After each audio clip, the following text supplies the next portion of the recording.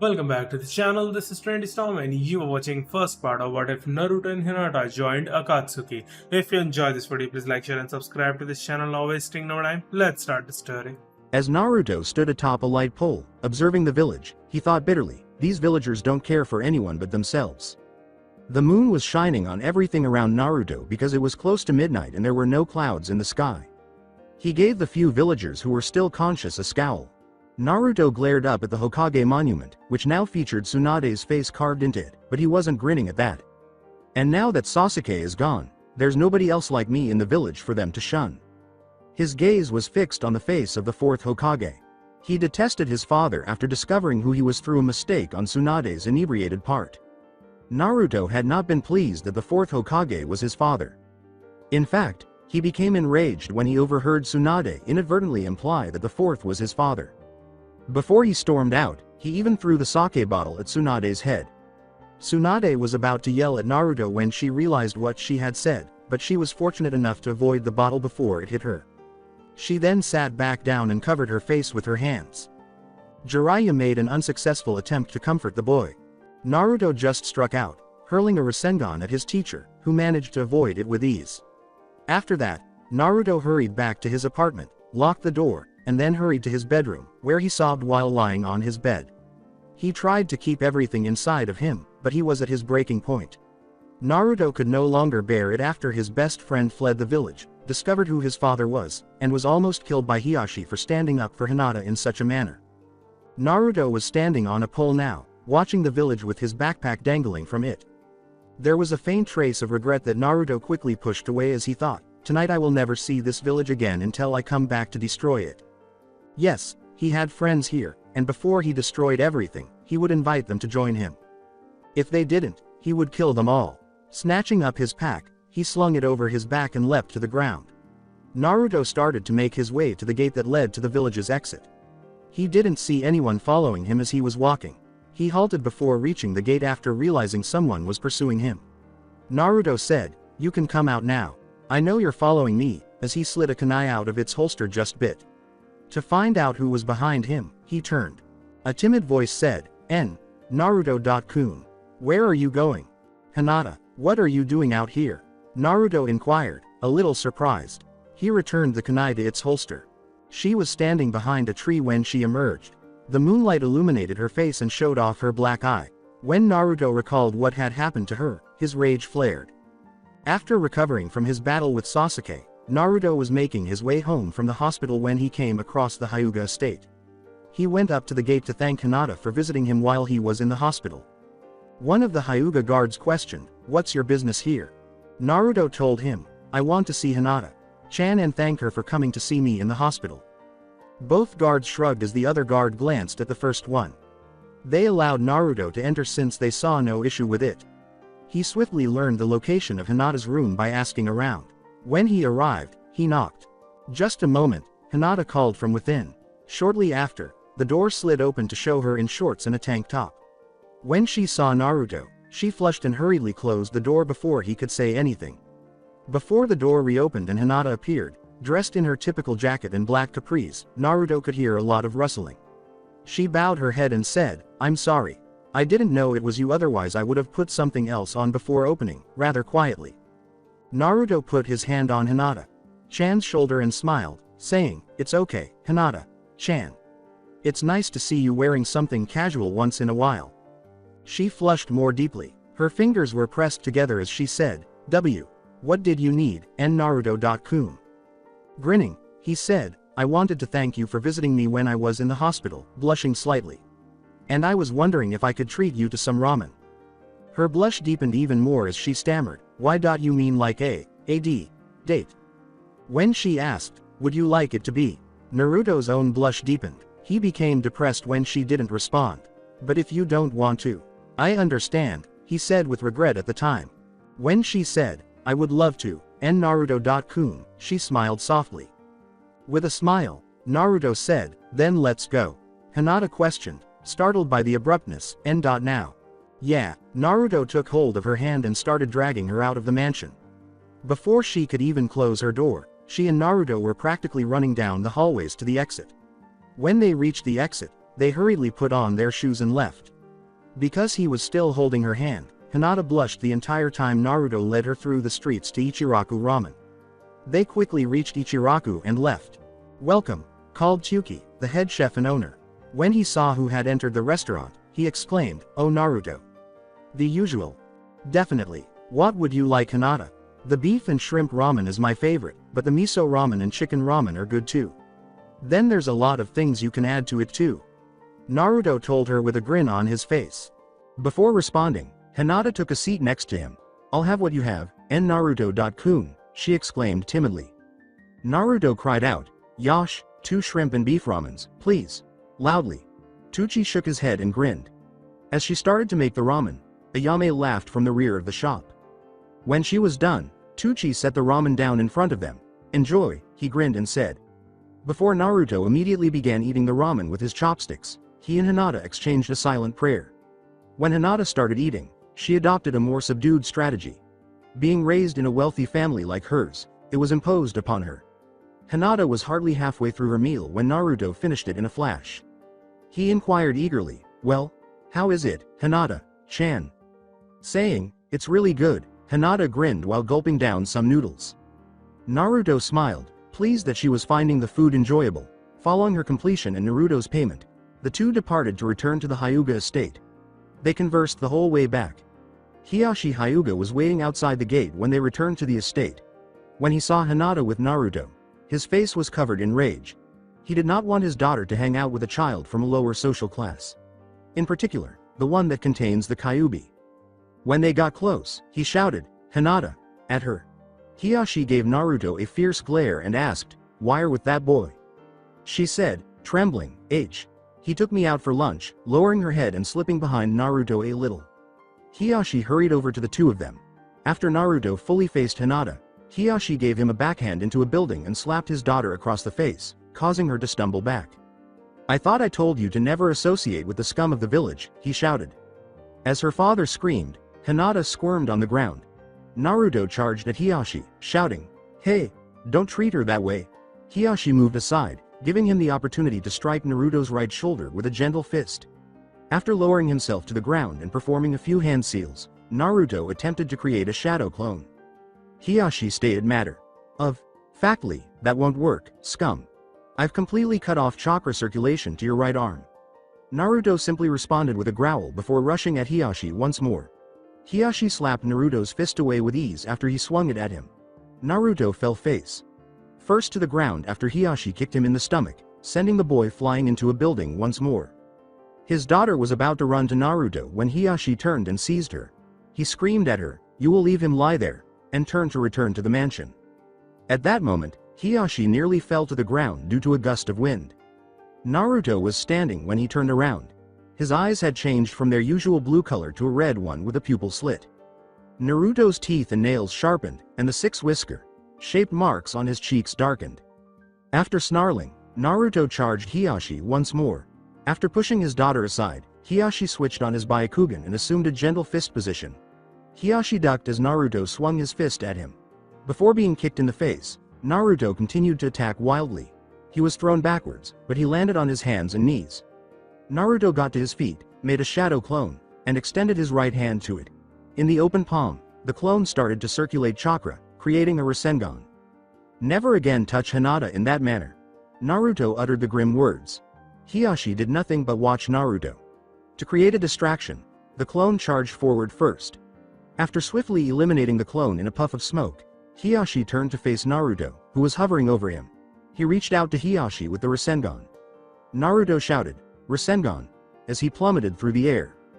After giving Naruto a fierce look, Hiyashi swiftly grabbed his wrist and snapped it, putting an end to the attack. Naruto felt his wrist snap, and he let out a painful cry. Hiyashi then shut down Naruto's lungs by slapping his palm against them. Naruto was flung above him by Hiyashi. Before launching another attack, he waited until Naruto started to descend. Hiyashi shouted, 8 trigrams palm rotation, and started spinning quickly. After striking the chakra shield, Naruto was launched into the air and smashed through the wall of a nearby building. "Naruto-kun!" exclaimed Hinata. "No," she exclaimed as she stood up and ran toward him. Her father stopped her and gave her another slap.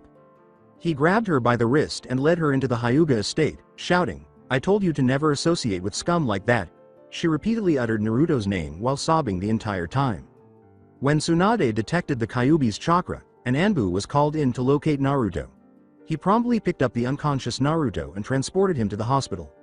As soon as they got there, Tsunade evaluated Naruto before getting to work. Naruto gasped and awoke as the air filled his lungs after she swiftly repaired them. As Naruto struggled to stand up and kick Hieshi's ass, she held him down. But against the legendary sitting duck Tsunade, his efforts were in vain. Tsunade shouted, "Damn it, Naruto! Hold still so I can heal your wrist," at him. Before Naruto calmed down, he muttered a curse at Hiashi. Tsunade repaired his fractured wrist in a flash. Curiosity prompted her to ask, what happened anyway? She paid close attention as Naruto described what had transpired. After he was done, he gave her a tearful look. As Tsunade gave him a motherly, sisterly hug, Naruto screamed, "How can he treat her that way? She was so frightened when he almost killed me. Why can't he see that it hurts her when he acts the way he does? Why?" Tsunade gave Naruto a hug while he sobbed. "I don't know, Naruto. I truly don't," she replied. Before she could say another word, Naruto composed himself. He inquired, "How is your eye, Hinata-chan?" Hinata said softly, recalling the incident, "It's okay. Hurts a little every now and then, but I'm okay." Naruto said, "That's good. Now why are you out here?" She looked at him and said, "To find you." "Why are you out here, Naruto-kun?" "I'm leaving this village. I can't stand being here anymore. My best friend is gone. I found out that my father was the fourth Hokage, and I was almost killed by your father for trying to protect you. Finding out my father was the fourth Hokage wouldn't have been such a bad thing if it wasn't for the fact that it was him that sealed the Kyuubi inside of me," Naruto grumbled. Hinata asked in shock, a few tears streaming down her cheeks, "Why? You're leaving? But you can't leave. What about all your friends? Sakura only cares about Sasuke. Kakashi is busy all the time. Iruka is teaching academy students, and you're not allowed to be near me. And then everyone else is busy with missions. I'm not needed here anymore," he stated prior to returning to the village gate. He felt a pair of arms encircling him, and his eyes widened. "I need you here, Naruto-kun," Hinata cried softly. "You can't leave me here." Naruto pivoted, gazing down at Hinata. Tears were streaming down her face as she looked up into his. He gently said, "I hate to see you cry," as she used the back of her hand to wipe a tear from her cheek. He said to her, "But I still have to go." Hinata grabbed his hand as he turned to leave, stopping him once more. His voice was firm but not angry as he turned to face her and said, "Let go of me, Hinata-chan." Hinata muttered something to herself. Naruto turned his head slightly and asked, "What?" Her voice was barely audible as she said, Take me with you." It nearly made him shout, "I can't." He attempted to reason with her, saying, "I can't take you with me, it's going to be very dangerous." She exclaimed, "That doesn't matter to me," loudly. She blushed deeply and said, "I'd be willing to die fighting with you because I love you." Her words caused Naruto's eyes to widen. His mind was racing. His voice got stuck in his throat as he said, What? "I said that I love you, Naruto-kun," Hinata said, putting her arms around him and pressing her face against his chest. Now it was Naruto's moment to blush profusely. Her words were muffled. "And I will always love you. Even if I die," she said. He said, You love me?" She just gave him a nod in the chest. With a sigh, Naruto realized he couldn't persuade her to stay. He lifted her chin to meet her eyes and said, "I really don't want you to come with me and get hurt, but you'll just follow me, won't you?" According to Hinata, yes.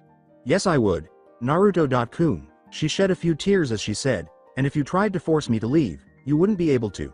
I would never stop following you." Naruto let out a sigh. In an attempt to persuade her to stay, he asked, "Do you even know what I'm leaving to go do?" Watching him, Hinata shook her head. Naruto calmly declared, "I'm going to destroy this place," and Hinata gasped a little but remained where she was. Naruto repeated, "Did you not hear me? I said I'm going to destroy the Hidden Leaf Village?" Hearing this from Naruto startled Hinata. The boy who consistently dismissed the treatment he had received. That boy who never failed to smile. She loved the boy. The same boy was now threatening to demolish their house. As Hinata gazed into Naruto's eyes, she kept repeating his words to herself. She began shakily, then firmly stated, I'm never." Her eyes were now full of resolve. "I'm never going to leave you." Naruto stared at her, not convinced by her words. Deflated, he sighed once more. He was aware that he would never be successful in persuading her to remain here. As he put it, "Fine.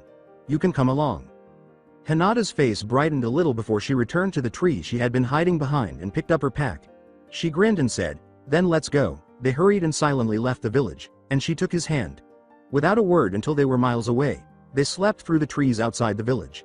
As they slept through the trees, Hinata said, "By the way, Naruto-kun. Where are we going?"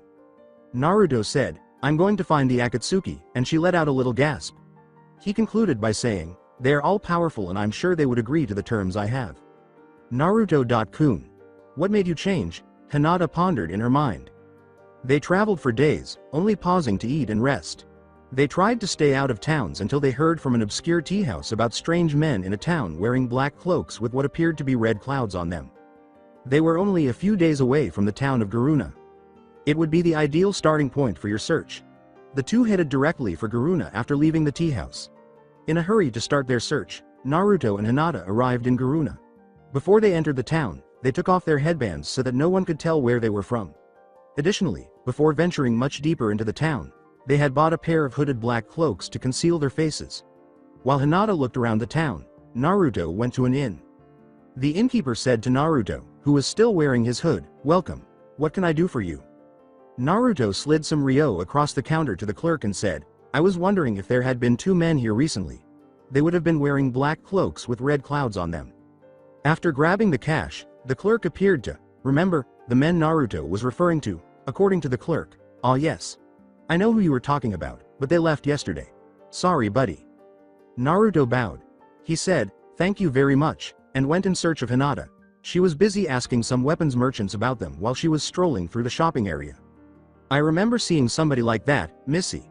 But they were simply walking through the area. I think they went to the other end of town," she was told by a gun dealer. She said, "Thank you," and walked away. "Byakugan," she uttered softly, opening her eyes. She started looking for Naruto and soon discovered him strolling down the same street as her.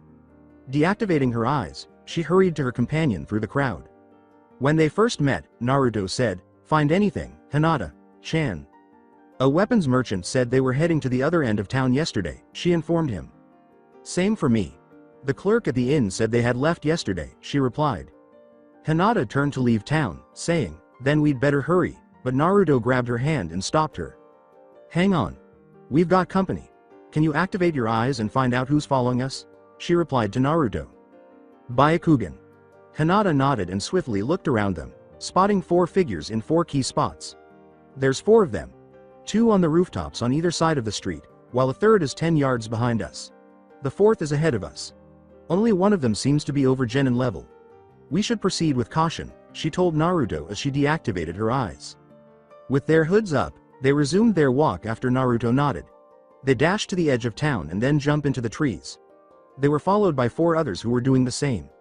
In order to avoid getting caught up in the impending battle, Naruto and Hinata paused in a clearing that was far enough from the town. "Get ready," Naruto told Hinata as they stood side by side. With her eyes open once more, Hinata nodded.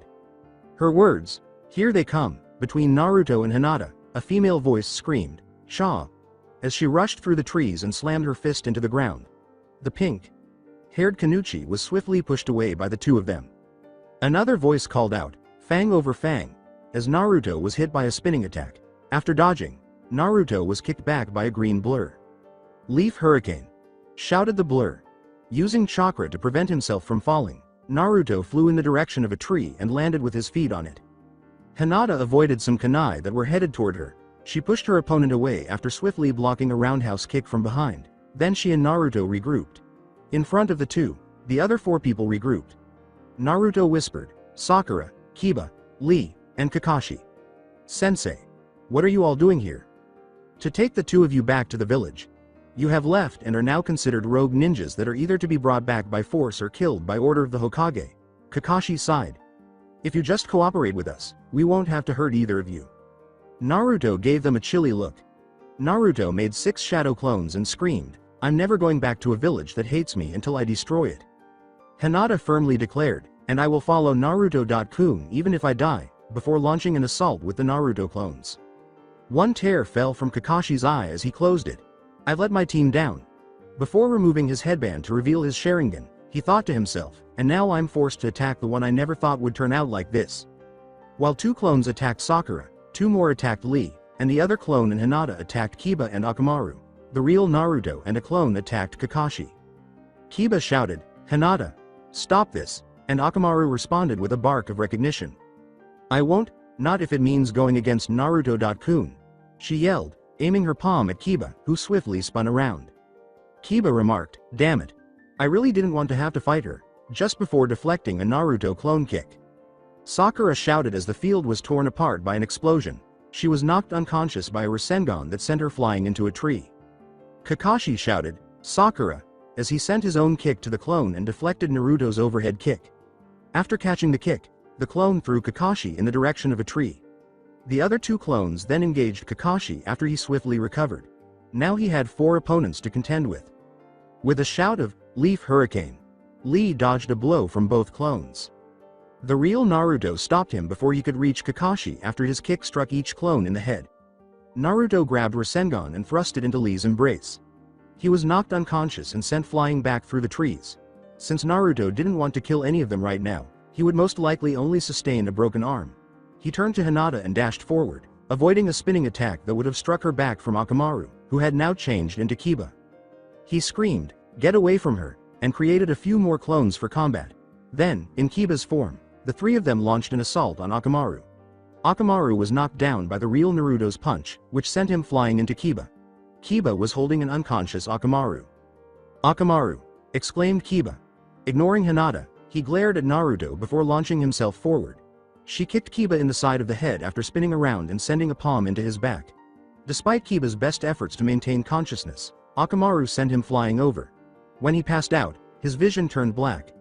After Kakashi had just finished eliminating the clones he was up against, the 2 turned to face him. Naruto, Hinata, a few clones, and Kakashi were now the only ones left. Naruto. "Hinata. I don't want to hurt either one of you, but I will if you don't come back with me now," he said with determination. "You'll have to kill us, Kakashi. Sensei," Naruto stated coolly. When the clones started shaping Rasengans in each hand, he yelled, "I'm never going back to a village that hates me," and extended his hand to them. Kakashi bowed his head sorrowfully and closed his eyes. Kakashi made several hand seals before directing chakra into his palms. "I'm sorry I failed you, Naruto. I'm sorry I only focused on training Sasuke instead of you and Sakura. And now I'm sorry that it has come to this," he said. As he observed Naruto, a few tears trickled down his cheeks. Naruto couldn't resist shedding a few tears before gathering himself. His sensei charged back at him after he charged forward. Twin Rasengan. Lightning Blade, 2-hit thrust. When the 2 attacks clashed, neither one was going to back down. For a moment, Naruto and Kakashi's eyes met, each of them conveying a wide range of emotions to the other. Naruto said, "I'm sorry, Kakashi." "Sensei," as Hinata materialized behind Kakashi, her chakra. Stained palms showing. The attacks vanished from his hands as her first blow crashed into his right shoulder. Then she swiftly used her gentle fist to attack both of his legs. Kakashi lost his balance and collapsed to his knees. As Naruto stepped forward without holding Rasengan in his hands, Hinata leaned back to support him. Dropping to Kakashi's level, Naruto squatted. When they first met, he removed the necklace he had won from Tsunade. He put it in Kakashi's pocket and said, "Give this back to Granny. Tell her I don't deserve to have it with me anymore," before getting up. Kakashi looked at his student and said, "Naruto, don't do this. You're better than this. What happened to my student that wanted nothing more than becoming the Hokage?" As Naruto said, "He's gone." He realized that he could never earn the respect of the villagers or anyone else ever. "I'm sorry it has to be this way, Kakashi." "Sensei." He lifted his fist and struck Kakashi's jaw with it, knocking him unconscious. Naruto gave the 4 of them a look. Before addressing Hinata, he picked up Kakashi and said, "Come on. Let's move them so they aren't so spread out like this." As they dragged him to the tree Sakura was leaning against, Hinata promptly assisted in bearing his weight.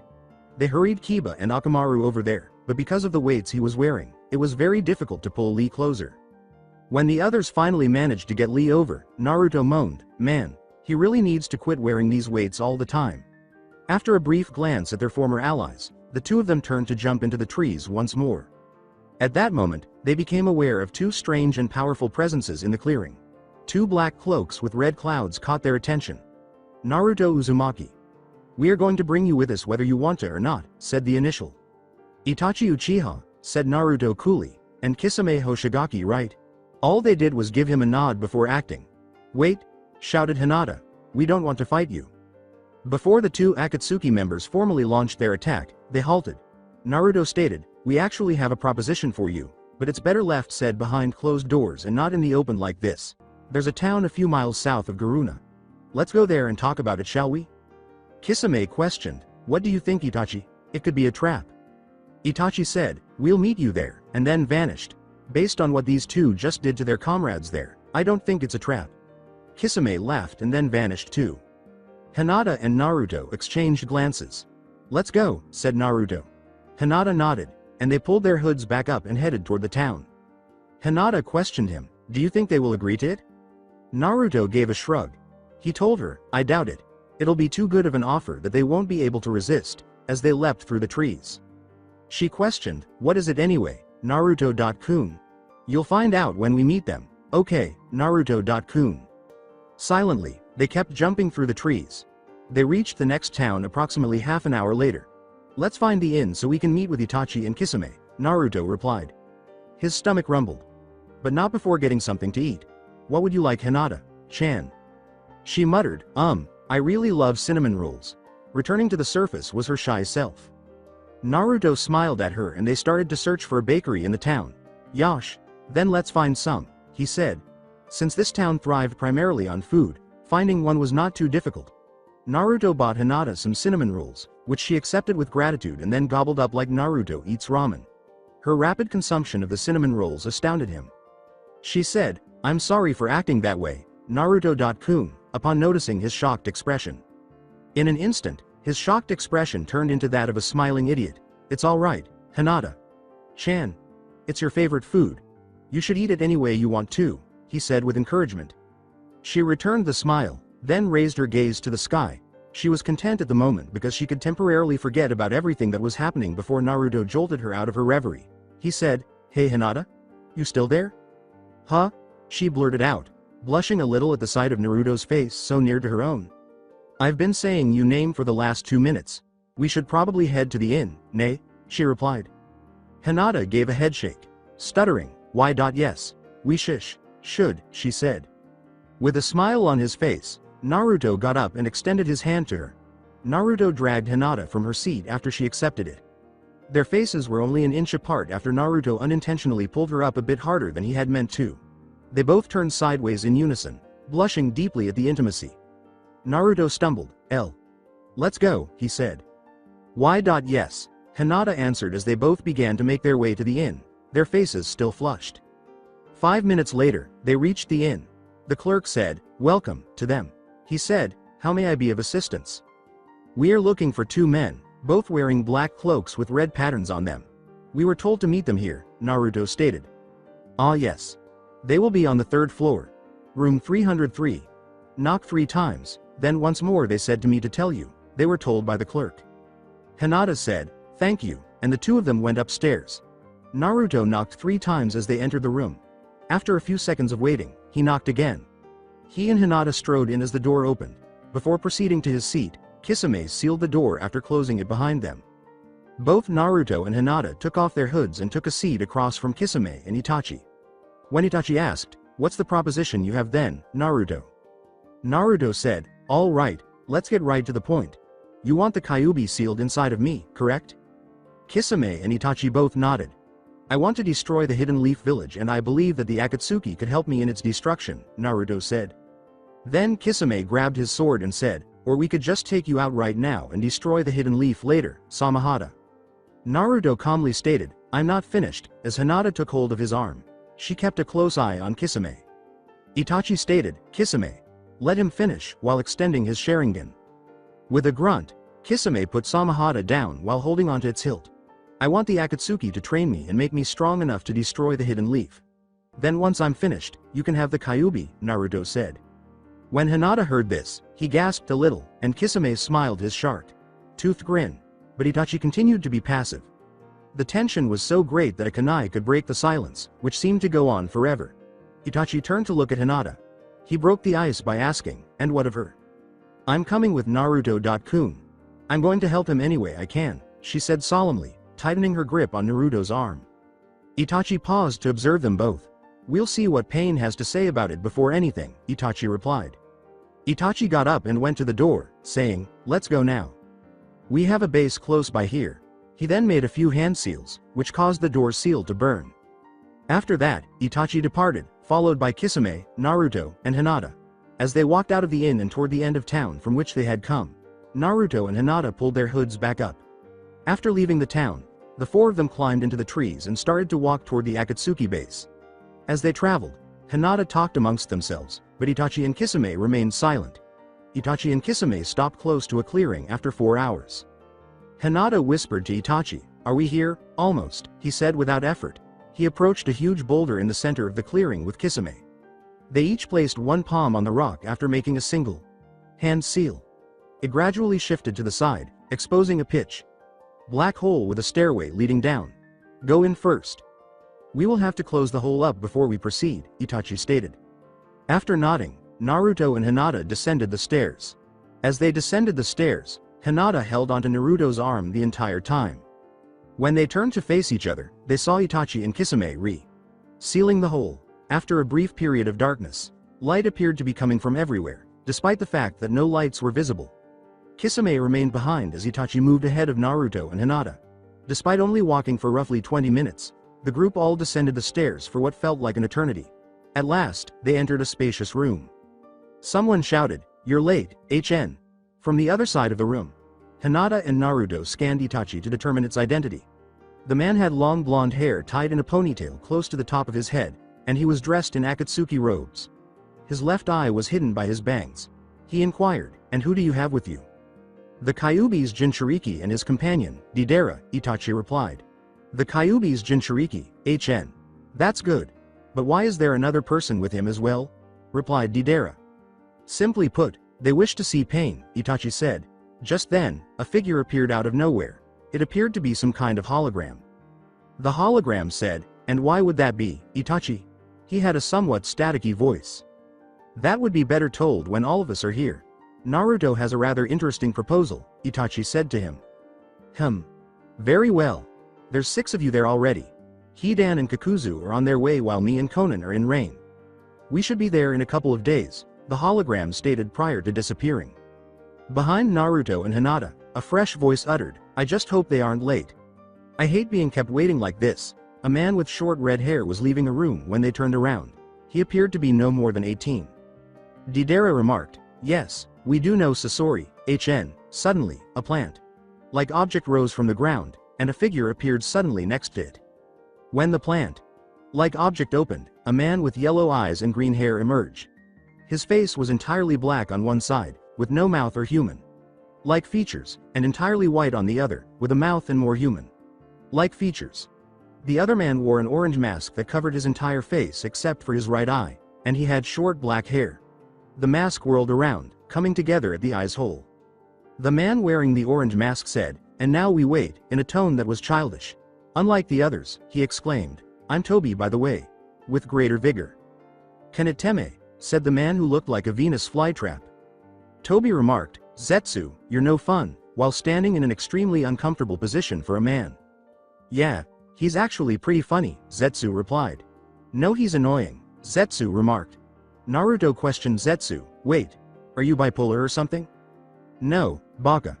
We are 2 different people," Zetsu's darker side seemed to be saying. The white side gestured to the opposite side. "Yeah, and it's no fun being stuck with somebody as gloomy as him," the white side said. "You can always leave," Zetsu, who was black, said. Itachi turned to look at Naruto and Hinata, but white Zetsu simply shrugged. Itachi gestured to one of the rooms along the wall and said, "The 2 of you will sleep over there in that room." Walking to one of the rooms, Itachi said calmly, "There's plenty of food in there. There's also a shower. And if you decide to back out of this deal, we won't hesitate to kill the both of you." He closed the door after himself. Toby approached Hinata and Naruto. Toby exclaimed enthusiastically, "Don't pay him any mind, he's always like that." Naruto remarked, "You seem too energetic to be a part of the Akatsuki, Toby-san," while glancing at Toby. Toby merely chuckled. "Do I really?" he asked with a laugh. All the others rolled their eyes. Deidara said, "Great, he's never gonna shut up, HN," with a tone of annoyance. Deidara glared angrily as Hinata giggled a little. He said sharply, "Got a problem, shrimp, HN?" Naruto stood protectively in front of her, and Hinata winced behind him. Naruto snarled, "Leave her alone, blondie." Deidara chuckled. "Or what, kid? You gonna beat me up, HN?" When Naruto said, "I will if I have to," he scowled. "Bring it on, HN," Deidara said, reaching into a pouch while Naruto was prepared to engage in combat. In order to prevent Naruto from moving, Tobi put a hand on his shoulder while Zetsu kicked Deidara back into a wall. "You're not going to be fighting in here, Deidara," said Black Zetsu in a menacing tone. Naruto raised his gaze to Tobi. Naruto yelled, "What are you doing? I can kick his ass," sharply. "Not likely," Tobi said, her tone much more solemn now than before. Tobi took his hand off Naruto's shoulder and walked to one of the rooms, saying, "He's got years of training on you. We all do. So the chances of you beating one of us are slim. And to top it off, the chances of you defeating all of who are gathered here are impossible. Even if you were the Kyuubi's Jinchuriki." Before going inside, she turned back to face Naruto and Hinata. He turned around and went into the room. "I would suggest the two of you rest. You probably need it," he said. Zetsu had gone into one of the other rooms, and Deidara had risen and approached Naruto. Deidara told Naruto, "One day, I'll relish the pleasure of murdering you, kid, HN." As she stood next to Naruto, Hinata remarked, "Not if I have anything to say about it. I won't let you hurt him, blondie." After giving her a sneer, Deidara went to another room and shut the door. Without saying a word, Sasori moved to the room from which he had come. Itachi had previously indicated a room, which Naruto and Hinata went to and entered. In addition to a refrigerator, stove, dishwasher, and a few cabinets above the sink, they discovered 2 beds inside. There was a bathroom on the left and a closet with just 2 items hanging inside on the right. After approaching the closet, Naruto took one of the things inside. It appeared to be an Akatsuki robe that was a perfect fit for him. After putting it on, he faced Hinata. He said to her, "Well, what do you think?" She thought he looked good in the cloak. Her voice was quiet as she said, "I like it, Naruto-kun. But what if they don't accept the offer you made them?" He said, "They will, don't worry," as he approached her and touched her shoulder. He had a comforting smile on his face when she looked up. She gave a shy smile in return. He gestured to the other cloak with his thumb and said, "Why don't you try that one on over there?" After giving it a nod, Hinata approached it, took the cloak off its hanger, and put it on herself. She turned to look at Naruto, who was grinning. Shyly, she said, "W. Well, how'd I look, and Naruto-kun?" He smiled and said, "Anything you wear makes you look good, Hinata-chan," which caused her to flush. Hinata removed the cloak and placed it on the counter near the sink. "But if I'm gonna be a part of the Akatsuki, I need to change," she said. Naruto blushed as she took off her jacket, exposing a black tank top that concealed her mesh shinobi armor. As she took off her jacket, Naruto saw that her breasts had grown nicely. Clearly, it was holding them back. "That jacket always seemed to slow me down anyways," Hinata enacted the Akatsuki cloak. But she didn't shut the front door. She blushed a little and turned to Naruto.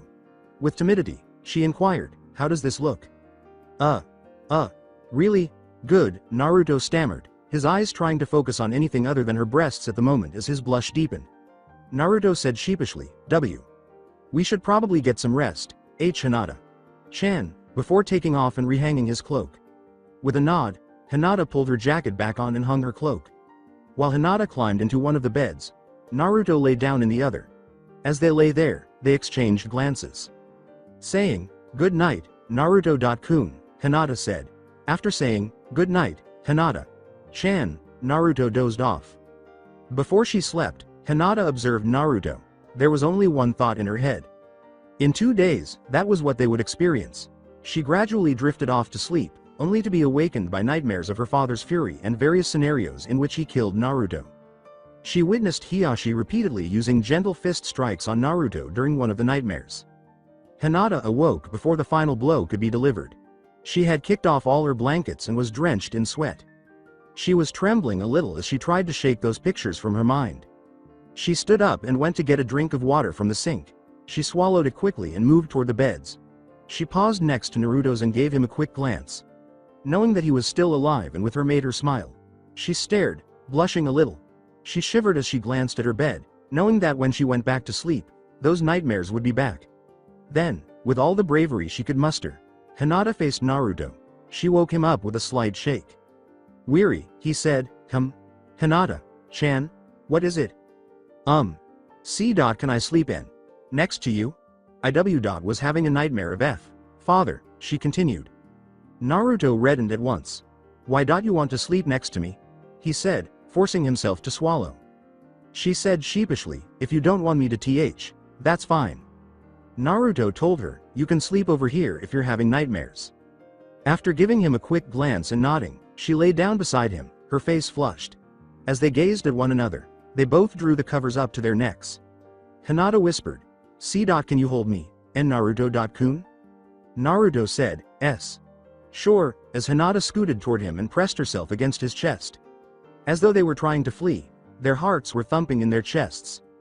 Hinata cuddled as close to Naruto as she could, and he put his arms around her shoulders. She said to him in a low voice, "Thank you, and Naruto-kun. Thank you for being my friend." The response from Naruto was, "Why? Yeah, no problem, Hinata-chan." Soon after, Hinata dozed off in Naruto's embrace. Knowing that she wouldn't have any nightmares in his arms, she quickly found peace in it and loved it. Soon after, Naruto also dozed off. For the next 2 days, they both slept in that manner. And they required it after leaving the Hidden Leaf, only pausing briefly before engaging in combat with their erstwhile allies. The following day, Hidan and Kakuzu had arrived, followed by Pain and Konan. Naruto would now make his offer to Pain and watch what transpired. For now, though, they slept. They slept as if they were the only 2 people in the world and everything else was fine. Unbeknownst to them, they slept for 2 days following Pain's arrival. All of the Akatsuki were waiting in the main room when they woke up and went outside. Sneered, "Took you long enough," Deidara said. "We've been waiting for 2 days now and the 2 of you decided to ignore that and sleep, Peace, Deidara. They were obviously tired and needed rest," Pain replied. Naruto examined him. He had 2 snake bites beneath his lower lip, 6 piercings on each ear, and 6 piercings on his nose, 3 on each side. He wore a hidden rain headband with a slash mark across it, and his red hair spiked up somewhat like Naruto's. They were most interested in his eyes. They had a ripple pattern and were purple. Next, Naruto and Hinata turned to look at Konan. She had a single piercing on her lower lip and purple hair that reached her shoulders. In addition, she had a bun holding what appeared to be a paper flower in her hair. Despite her extreme beauty, she appeared to be wearing a chilly expression. It was almost as though she had witnessed the murder of her closest friends. Then Kakuzu and Hidan appeared. The only thing that could be said about Kakuzu was that, like Kakashi, he wore a mask over his face. Additionally, he wore a white hood over his whole head, which was secured with a hidden waterfall headband that had a scratch through it. Last but not least, Hidan is the worst of all. He wore a silver necklace with a strange symbol on it and had silver hair that was slicked back. There was an inverted triangle inside a circle. Additionally, he wore a headband that had 3 diagonal marks on it that were scratched through.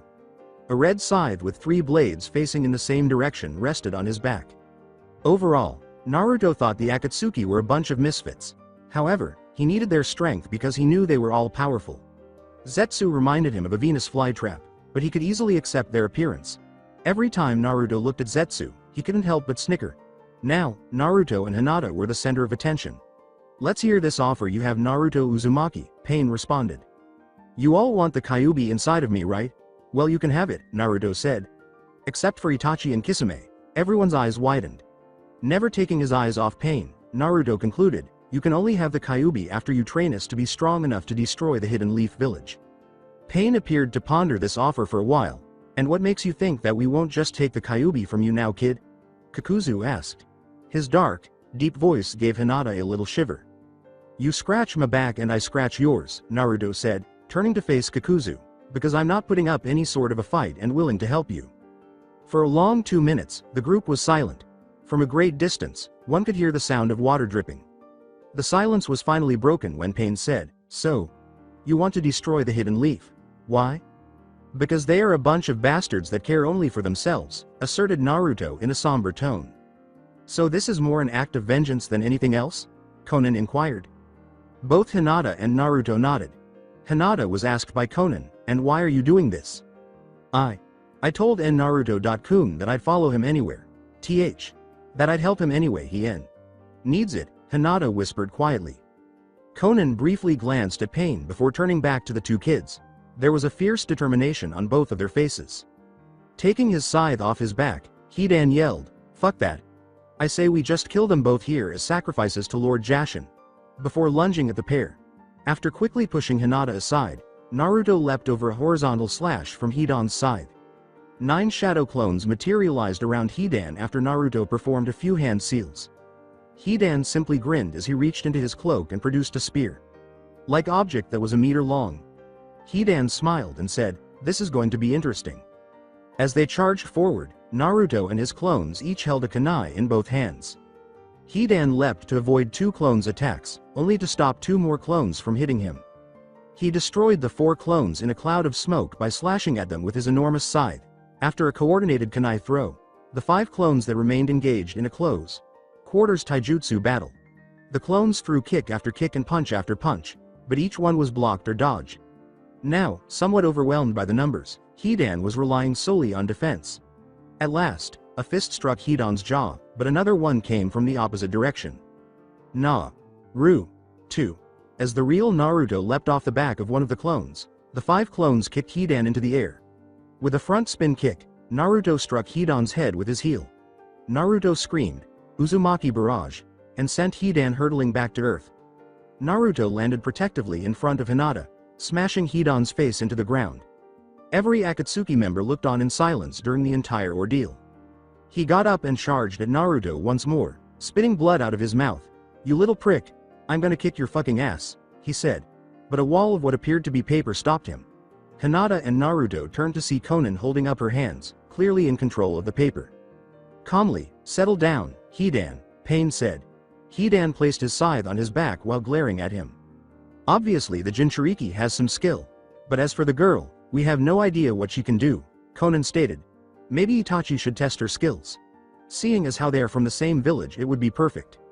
As Itachi moved forward, Hinata timidly hid behind Naruto. "It'll be all right, Hinata-chan," Naruto reassured her. He took her hand. Hinata said, "Oh, okay, Naruto-kun," with all the bravery she could muster. She went outside to confront Itachi, who was standing motionless. Calmly, Itachi said, "Show me what the Hyuga can do." After assuming her gentle fist position, Hinata charged at Itachi. While Hinata activated her Byakugan, Itachi activated his Sharingan. Hinata used chakra to charge her hands and swung them at Itachi, who only retreated to evade the blows. Itachi teasingly asked, "Is that the best you can do?" as she struck her arm, knocking away her subsequent palm strike.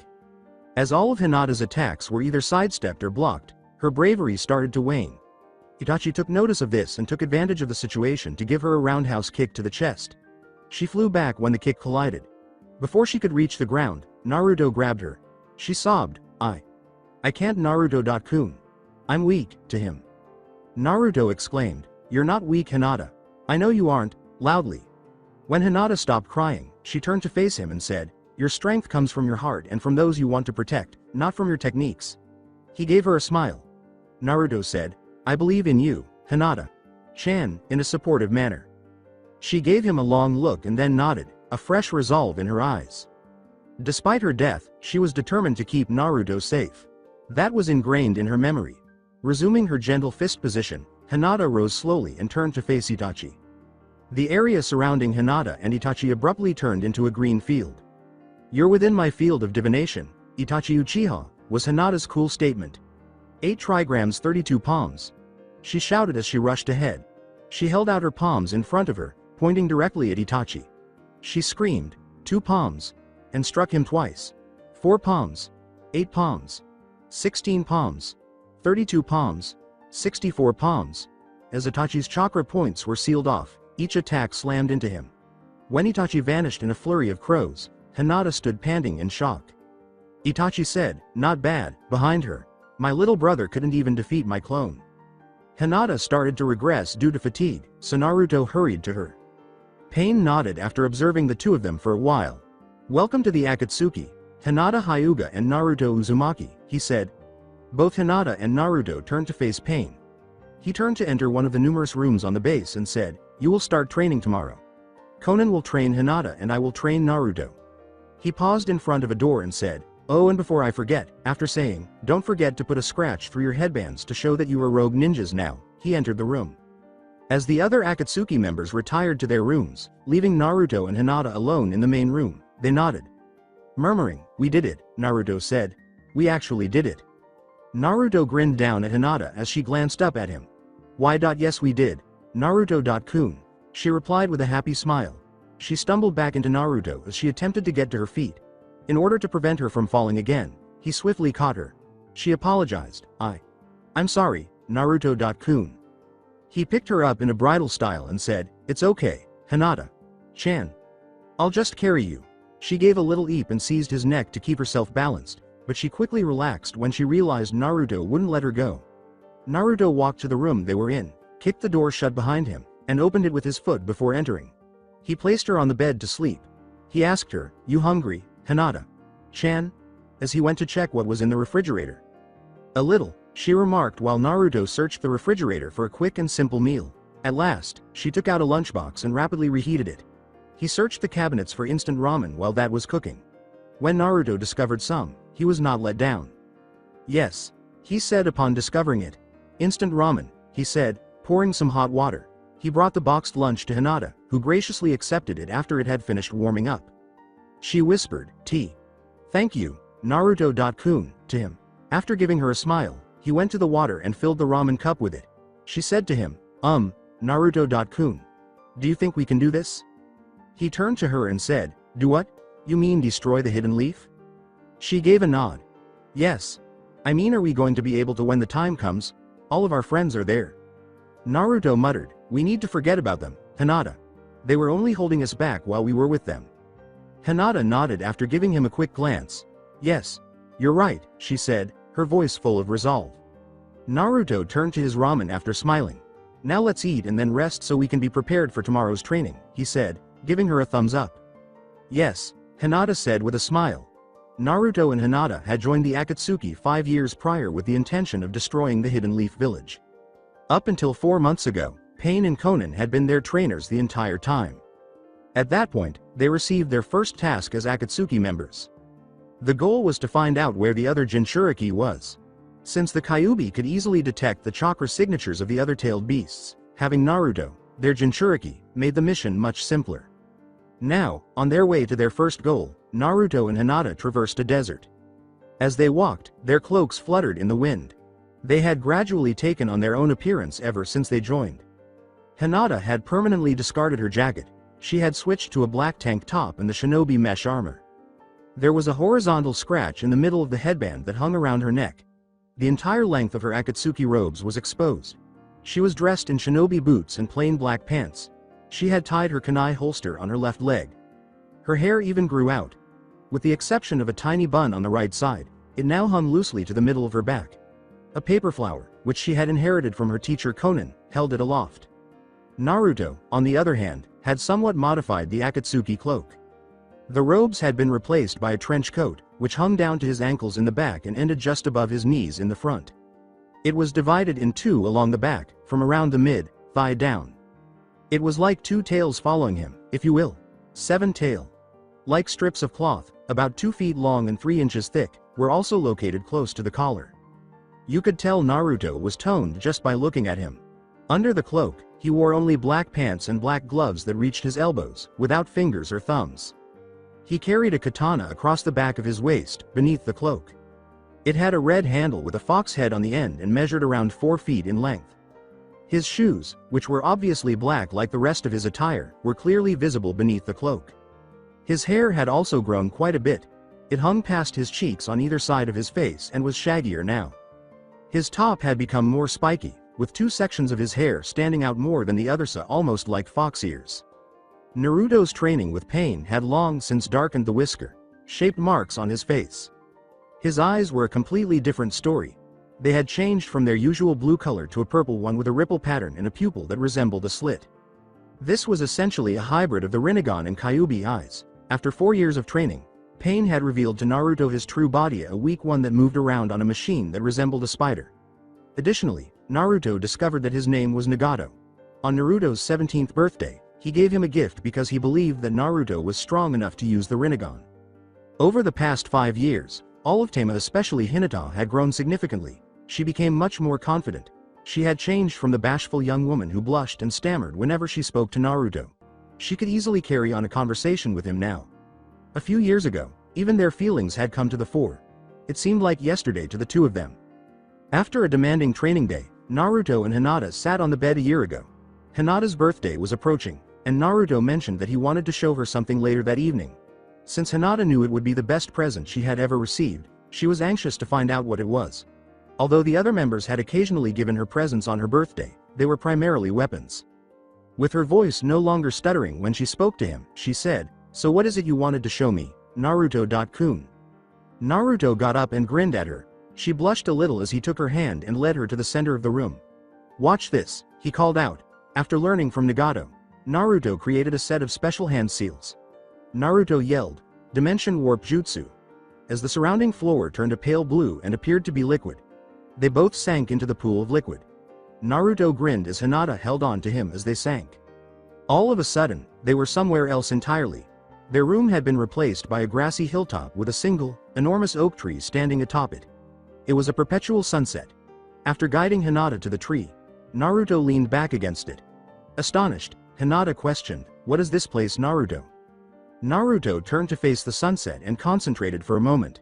"A dimension that I created with my new jutsu that Nagato taught me. With it I can create anything in here with only my mind.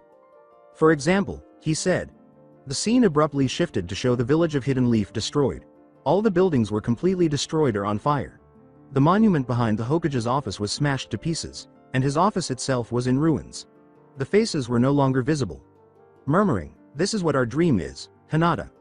"Chan," Naruto said. He returned the scene to the hillside at sunset. He turned back to her and remarked, "But that's not all I want to show you."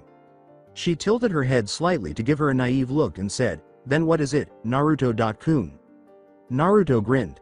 "This," he said, reaching behind his back and removing a small box. After giving it to Hinata, he took a seat beside her. When she saw the box, she was taken aback. As she put it, "What is it?" "Open it," he said quietly to her. She gave a little gasp when she did. The kanji word for love was affixed to a necklace. There was a faint orange glow on the chain it hung from. She was so awestruck by the gift that she asked him, Naruto-kun, when did you get this?" "A few months. It took me some time to get Kurama's chakra into the chain so that it wouldn't burn up or be too weak. If you are wearing it, we can speak mentally to one another just as long as we aren't too far away from each other. The farthest range I could get it to reach was 100 yards. Here, let me help you put it on," she said as he took the necklace from her and removed the link. Pulling her hair out of the way for him, she turned. She turned to him and grinned after he had fastened the necklace. Naruto-kun. The kanji that's on here. It means love, right?" replied she. Naruto gave a nod. "So does that mean that you love me?" Naruto gave her one of his most sincere smiles. He usually had a foxy grin on his face, but she preferred that one. "Exactly, Hinata. Chan." He began, but a set of lips interrupted him, claiming his. When he realized what was happening, his eyes widened. With a deep red face that Naruto hadn't seen in a long time, Hinata withdrew and turned to face him. She started to say, "I'm sorry, Naruto-kun. I was just so happy that," but his finger stopped her. He gave her a smile and then leaned in to give her a gentle peck on the lips. "I didn't mind at all. I was just surprised is all," he said. As the two enjoyed this amazing time in their lives, the sun began to slowly set. Taking their time, the two of them strolled through the desert. The desert was freezing because it was dark outside. A tiny smile crept to the corner of Naruto's mouth as he raised his Rinnegan, Kyuubi eye to the moon. "It's been a while since I've seen Gaara. He became the Kazekage too. This'll be good," he said with a smirk. A portion of Kurama's chakra leaked out of him, whirled, and then returned to his body. Hinata said, "Don't get too excited, Naruto-kun," while keeping her gaze fixed on the desert in front of them. "We don't want the one tail to sense our presence yet." Naruto said, "Right," and returned his focus to the desert. Sasori Sama said he has a contact here that we need to use. With her Byakugan active, Hinata remarked, "I can see the village from here, though it wasn't the same as before." They had a silver starburst for the pupil in place of nearly pupilless eyes.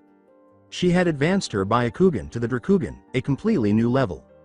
Her mother had told her a story about it once, but she never trusted it. She was now the only Hyuga still alive with this dojutsu. Like the Byakugan, the Drakugan could provide a full 360-degree view of her surroundings, but it even obscured her blind spot. In addition to seeing chakra points and systems, she was now able to predict the kind of jutsu her opponent would employ against her. The attack type could not be read by the Byakugan. Only the chakra that was about to be used could. She was also able to use all 5 of the elemental chakra types, just like the Rinnegan, though not to the same extent. She was also able to use some of the 5 elements Kekkei Genkei. Furthermore, the Byakugan could only see 2 miles in the distance, whereas the Drakugan could see about 10 miles. How far away? Inquired Naruto. She said, I'd say the hidden sand will come into view in about an hour, so we should reach it in about an hour and a half, before turning off her eyes. Good. I really want to test Gaara's skills as a Jinchuriki and as the Case Cage, Naruto grinned. The remainder of the time was spent in silence between the two. They were as serious as a heart attack during missions, but normally they would have been chatty and all over each other. In this manner, they avoided being sidetracked by one another. They could save that for their downtime after the mission. After about an hour of walking, the village appeared, as Hinata stated. Naruto took a small scroll from the weapons pouch behind him and remarked, I suppose now's as good a time as any to use it. He spread it out and set it down. After applying a few hand seals, Naruto put his palm on the scroll's jutsu formula. Naruto said softly, activate, and shut his eyes. A man from the Case Cage's building was seated at his desk when he felt a sudden thought come to him. With his jutsu now in action, he got up, walked out of the building, and started to make his way to the village entrance and exit. In a matter of minutes, he reached the entrance and proceeded to the middle of the stone corridor. His palms were smacked together as his hand finally stopped after fading through several hand seals. He called out, Genjutsu. Sleep paralysis. A sand shinobi caught in the wave was knocked out as a wave of chakra swept through the entire area. Naruto and Hinata had approached the village by this time. Naruto gave the ninja a nod in return. Good work. Sasori is going to need your services later. Head to the base now and wait for him there, he said. As he left the village, the 2 members of Akatsuki passed him. Naruto looked around. Following the statement, oh, and don't be late. Sasori. Sama hates it when he's kept waiting. They entered the village. Don't forget we need to trap this entire area before we leave, Naruto.kun, said Hinata. Naruto turned to face Hinata. Chan and grinned before creating 2 shadow clones without a hand seal. How could I forget, Hinata? Chan? He asked. His eyes shifted to his clones. Make sure this entire area is booby-trapped before you disperse. We don't need any followers, Naruto stated, and his clones nodded before setting the traps. Now, let's get the one. Tail, Hinata informed him. Naruto exclaimed, Kurama, can you tell me where he is? As a ghostly representation of the fox materialized in front of him. Yes. He's in a meeting currently with his advisors and a few clan heads, Kurama replied. Naruto said, good job, to the fox. The image vanished after that, and Naruto and Hinata carried on walking. Leaping onto the roofs, they surveyed the area. Naruto smiled and said, should we go get him ourselves or should we call him out here? In Hinata's words, call him out here, after giving the village a menacing smile, Naruto released a massive wave of red chakra. Naruto called out, come out. Come out wherever you are, Gaara. As he jumped onto a roof that was higher than the others. Hinata followed him shortly after. We just want to talk. Hinata concluded, and take the one. Tail with us, saying. Abruptly, the sand surrounding their feet shifted to the building's edge, forming a human shape that gradually evolved into Gaara. Gaara said, I thought I felt a powerful chakra wave, but I never thought it would be you too, in her dispassionate voice. Naruto exclaimed, long time no see, Gaara, in a very phony, yet convincing, upbeat tone. Naruto Uzumaki. Hinata Hyuga. Why are the 2 of you here? Replied Gaara. We just want to talk to an old friend, Naruto said, maintaining his upbeat demeanor.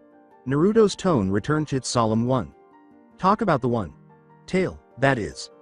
Let us take it and we will leave this village as it is. Refuse and we will destroy everything in sight and defeat you to get it, he said. Gaara calmly stated, that's not going to happen, Naruto. You and I both know that. Naruto remarked, that's what I was hoping you'd say, right behind Gaara. Almighty push, Naruto said coolly, and an unidentified force sent a startled Gaara hurtling to the building's roof. Now the battle had started. Gaara called out, sand shower, as he landed and got caught in the sand.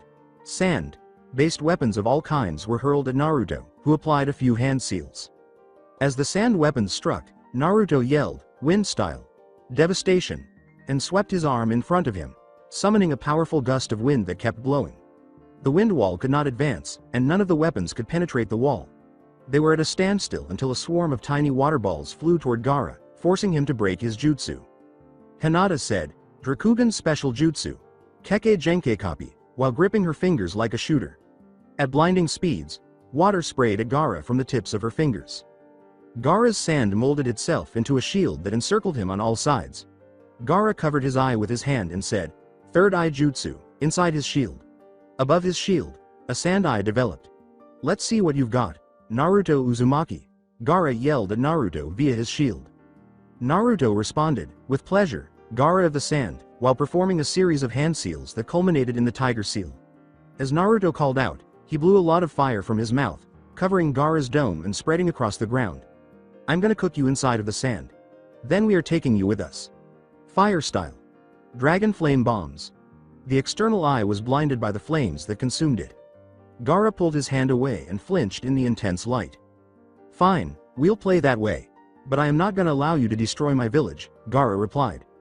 Abruptly, the sand burst outward, scattering the fire. Gaara was held atop a sort of platform made of all the sand that rose into the air. Sand rose from the earth beneath the buildings as he raised his arms. "Sand tsunami!" exclaimed Gaara, sweeping the sand in the direction of the two Akatsuki members. As the sand hit the roof they were standing on, Naruto and Hinata leapt to their feet. They saw the sand swirling in the middle as they peered down. The one tail's head gradually took shape as the swirling persisted and started to rise. The sand monster yelled, "Wind style! Air bullet!" as a powerful gust of wind blasted upward at Naruto and Hinata from its mouth. As the red chakra encircled him, Naruto closed his eyes. He raised his hands and stepped in front of Hinata. Red chakra swirled into the wind as Naruto grabbed hold of the blast. The attack was now completely under Naruto's control. Naruto grinned and said, "My turn," palming the attack with one hand. "Vermilion air bullet," Naruto said calmly as he hurled the wind blast infused with Kyuubi chakra at Gaara. The attack slammed into a wall of sand that had suddenly formed around Gaara, and they landed on a building. "This battle is gonna take a little while. We need to let the others know when to get ready," Hinata stated. Naruto took a small scroll from his weapons pouch behind him and nodded. Wiping the blood off the scroll, he bit his thumb. Before slamming his palm onto the scroll, he made a few hand seals. "Summoning," called Naruto. Two white birds appeared after the summoning smoke cleared. Naruto said, "Time to let them know that we have engaged the target," as he picked up the birds and threw them into the air. Hinata created an on-handed seal that was singled. Ka! Both of the birds sprang to life, soared through the air, and then exploded, the second one 5 seconds after the first. A few miles from the village hidden in the sand, two explosions were visible, with the second occurring 5 seconds after the first. "It's about time we go in," Deidara said, looking up at the sky. "Sasori, my man." The voice was deep and not Sasori's. Let's go then," it said. Deidara turned to face his partner, who was wrapped in a puppet shell. Deidara laughed and said, "HN. I can't wait to show the sand what art truly is." Sasori strode forward, saying, "Deidara, hurry up. I don't like to keep people waiting." With a, "Fine, HN," Deidara reached into a pouch and took out a white substantia, the same substance used to make the birds earlier. The material was chewed by a mouth on Deidara's hand and then spat back into his hand. Shutting his hand, Deidara started to mold the clay. After he was done, he grasped an owl. Deidara created the same hand seal Hinata had previously created while tossing the bird into the air. Following a tiny burst of smoke, Deidara exclaimed, "Ka!" as the bird grew to enormous proportions. Sasori almost yelled, "Hurry up!" as Deidara leapt onto the owl's back and glided up next to him. Deidara scowled at his partner and said, "Art can't be rushed, Sasori, HN." A tiny bell on each of their hats jingled with each step or flap of their wings, and the only sound that could be heard was Sasori walking across the desert. A wave of sand was hurled at Naruto and Hinata, who dodged it once more before the wave broke in two and started to follow them. "Damn it," Naruto muttered to himself as he avoided the sand once more. His Rinnegan flared up like crazy, but the red chakra had left him. Naruto yelled, "Almighty push," as the sand grew too near. Naruto charged forward, drew his katana, and stabbed Gaara, blasting the sand back. Gaara raised himself out of Naruto's sword's path using his sand platform. Calmly, "You're going to have to do much better than that," Gaara stated. As Naruto watched Gaara soar through the air, he simply grinned. Red chakra slowly started to flow through Naruto. Knowing what Naruto was going to do, Hinata observed from a distance. Naruto held his palm out to the side as the red chakra started to swirl around him. In Naruto's hand, the chakra began to take the form of a long spear with 3 blades at the end. Naruto hurled the crimson spear directly at Gaara's chest, shouting, "Don't move any closer. I'd much rather have this explode by you than over here near us." Gaara's expression changed to one of shock at the spear's speed. The spear sped past him, and he had just enough time to sidestep. The hidden sand village was in a canyon, and as Gaara turned to watch it sail away, she saw it crash into the side. It struck the side of the canyon and exploded massively. Gaara was knocked off his floating sand platform and sent to the roof by the shockwave, which struck him like a freight train. At least 20 buildings were affected by the explosion, and all of them were destroyed. Gaara got to her feet, stunned to see a portion of the village destroyed. He turned to Naruto, who had a savage smile on his face, and his eyes grew enraged. "And that's why I didn't want it going off near us," Naruto said, gesturing toward Hinata. "You!" hissed Gaara. Gaara shouted the final line, "You are going to die for attacking my village, instead." Naruto shrugged and said, "You shouldn't have moved." With his sand whipping behind him, Gaara sprang forward. Naruto sat back and dodged the whips. With his katana ready to stab, Naruto charged forward after spotting a gap in the whips. Gaara screamed in agony as the blade pierced the right side of his chest. Naruto drove the blade all the way down to the hilt into his opponent's flesh. "You bastard!" Gaara uttered with his teeth clenched. "Gaara!" exclaimed a female voice. In order to block the shuriken that were hurled at his back, Naruto swiftly removed his sword from Gaara's chest and brought it around. To avoid being attacked in the back again, Naruto kicked Gaara hard in the chest as he was doing this, knocking him away. With her Drakugan activated and her hand encrusted with chakra, Hinata lunged towards Gaara. As Gaara held the wound on his chest and blocked with his sand, she launched her attack. He held his ground despite the slow trickle of blood over his hand from the wound. Naruto asked the new arrival, "And who might you be?" Her brown hair was pulled back in a ponytail. She had a katana strapped across her back and was dressed in the general attire of a sand shunin. She gave Naruto a fierce glare with her green eyes. "I'm Katara. And I won't let you harm Gaara anymore," she yelled. I doubt that," a smug Naruto remarked.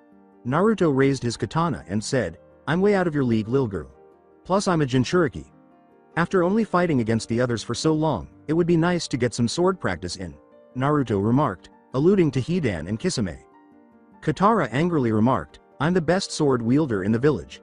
You've made a very poor choice on whom to cross blades with," before lunging forward, pulling out her katana, and slashing Naruto from above. To block, Naruto lifted his sword with one hand.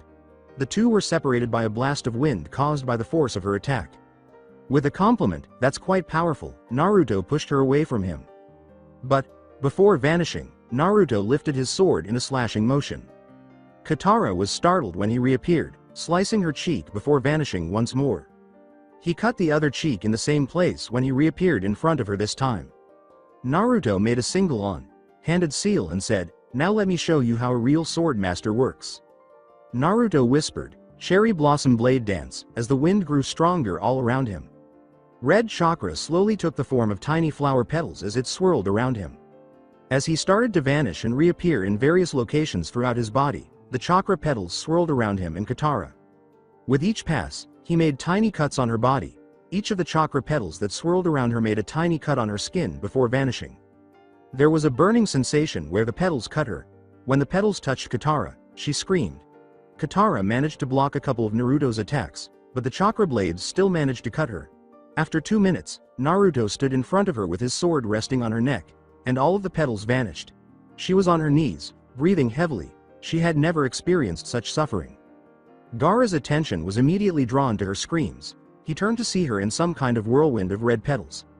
Gaara watched in horror as Naruto's attacks brought her to her knees. Gaara shouted, "Katara!" and rushed in her direction, utterly disregarding Hinata. With his sword resting across her neck, Naruto raised her up and brought her back to him. "Make one more move, and I'll slice her throat. She's obviously important to you and you wouldn't want her to get hurt, would you?" smirking Naruto. Gaara halted his advance and gave Katara a terrified look. 20 sand Anbu suddenly appeared in the area, accompanied by Temari and Kankuro. Temari hurriedly said, "Gaara, are you okay?" When she saw the wound on his chest, she gasped and glared at Naruto, who merely grinned back. The words, "Let Katara go, Naruto Uzumaki," were spoken by Gaara under threat. "Nope." Naruto shook his head, somewhat mimicking Tobi. Naruto was now starting to exhibit Toba's talent for turning somber situations into embarrassing spectacles. Naruto sheepishly questioned, Why should I Gaara-kun? Instead. Gaara gave him a fierce glare. Because if you don't, Gaara offered, raising his hands. In an instant, his sand seized Hinata's ankles and wrists, yanking them apart. I'll kill her. As he observed Hinata ensnared in the sand, Naruto hardly displayed any emotion. After removing his sword from Katara's neck, Naruto violently shoved her in Gaara's direction. The girl hardly raised her arms to return the hug, but Gaara grabbed her and embraced her, asking, "Are you okay?" Before she could respond, Naruto gave a gloomy laugh. Naruto screamed, "No she isn't and neither are you." At that moment, they both heard the countdown to an explosive tag. When Katara noticed it was on her back, she hastily took off her flak jacket and attempted to discard it. Before it exploded, she hardly had time to remove it from her hands. They were both severely knocked down onto the roof by the explosion. Katara suffered a broken arm and several broken ribs, and Gaara was bleeding heavily from his right side. He also had severe burns on his arm and face. Hinata vanished when the sand she was holding fell away, then resurfaced next to Naruto. He said, "Let's get him," disregarding the nearby Anbu. With his tanto raised to kill, Anbu roared, "We won't let you Akatsuki scum take our cage," and charged forward. Hinata leaned back, and Naruto ducked under the slash. Then, with haste, Naruto got back up and seized the man by the throat. "Say what you want about me," Naruto said, raising the man and tightening his grip. Naruto's voice was dangerous as he crushed the man's throat and tossed the body to the other Anbu, saying, "But don't you ever insult my family like that." Naruto placed explosive tags on the now dead man, and the tags detonated faster than anyone could see. 4 more Anbu were killed in the explosion. Leaning down, Hinata raised Gaara. Hinata pushed Gaara off the side of the building, then stepped back and leapt down herself. "We'll be taking your cage with us. You can have the corpse when we're done," she said. A giant white owl suddenly soared straight up, holding Gaara in its tail feathers and carrying Hinata and Deidara on its back. Naruto leapt to his feet and grasped one of the owl's feet. As Deidara tugged a tiny totem fashioned from the same white material that the owl was composed of, they rose higher and higher. "This detonating clay statue is one of my more powerful pieces of art," Deidara said, addressing Temari, Kankuro, and the Anbu. "Now you will see what art truly is," he said, dropping the statue directly to the ground and sealing it with one hand. Ka! The statue burst into an enormously enlarged version of itself. It fell directly to the ground. Deidara made another hand seal and said, "Art is an explosion." The enormous statue started to glow brightly before exploding. The sky was torn apart by the explosion. Both Deidara and Naruto grinned during the explosion, but their smiles disappeared as the smoke cleared. A huge sand-made rose stood directly beneath them, guarding the village. Gaara, who was breathing heavily, had his hand raised toward the village. With a ragged voice, Gaara said, "Just in time," as he started to move the sand flower away from the village to prevent it from falling on his village. He performed his duties as cage despite being worn out and on the verge of death. Admirable," said Naruto. Whatever," said Deidara in a low voice. "Gee Gaara," moaned Katara softly. "Gaara," she exclaimed as Temari and Kankuro carried her weight. Gaara said, "Katara," and then fainted. Deidara said, "Time to go, as the bird took off. Kankuro shouted, "Stop," and leapt after them. He commanded, "You come with me," while pointing to 5 Anbu. They all yelled, "Right," and trailed behind Kankuro. Temari shouted after him, "Kankuro, wait," but Kankuro was already too far away to hear. "Damn it," she said, turning to face the others. "Ready a counter-attack force quickly and take her to the infirmary," she called out. One of them exclaimed, "Yes Temari. Sama," as they all scattered. After taking Katara, one of them walked off in the direction of the hospital.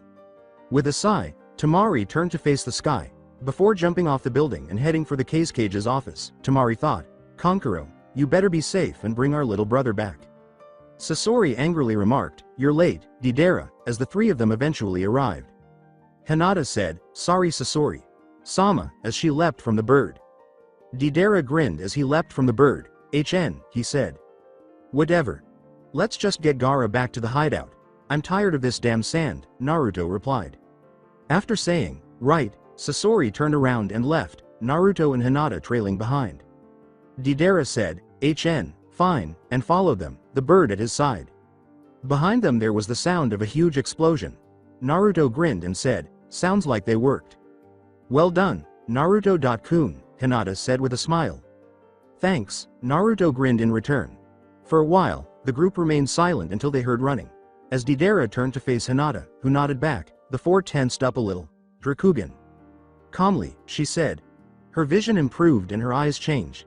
Hinata remarked somewhat icily, it's only Kankuro. He must have made it through the traps. No matter. We will dispose of him. No. Said Sasori. I'll take care of him quickly.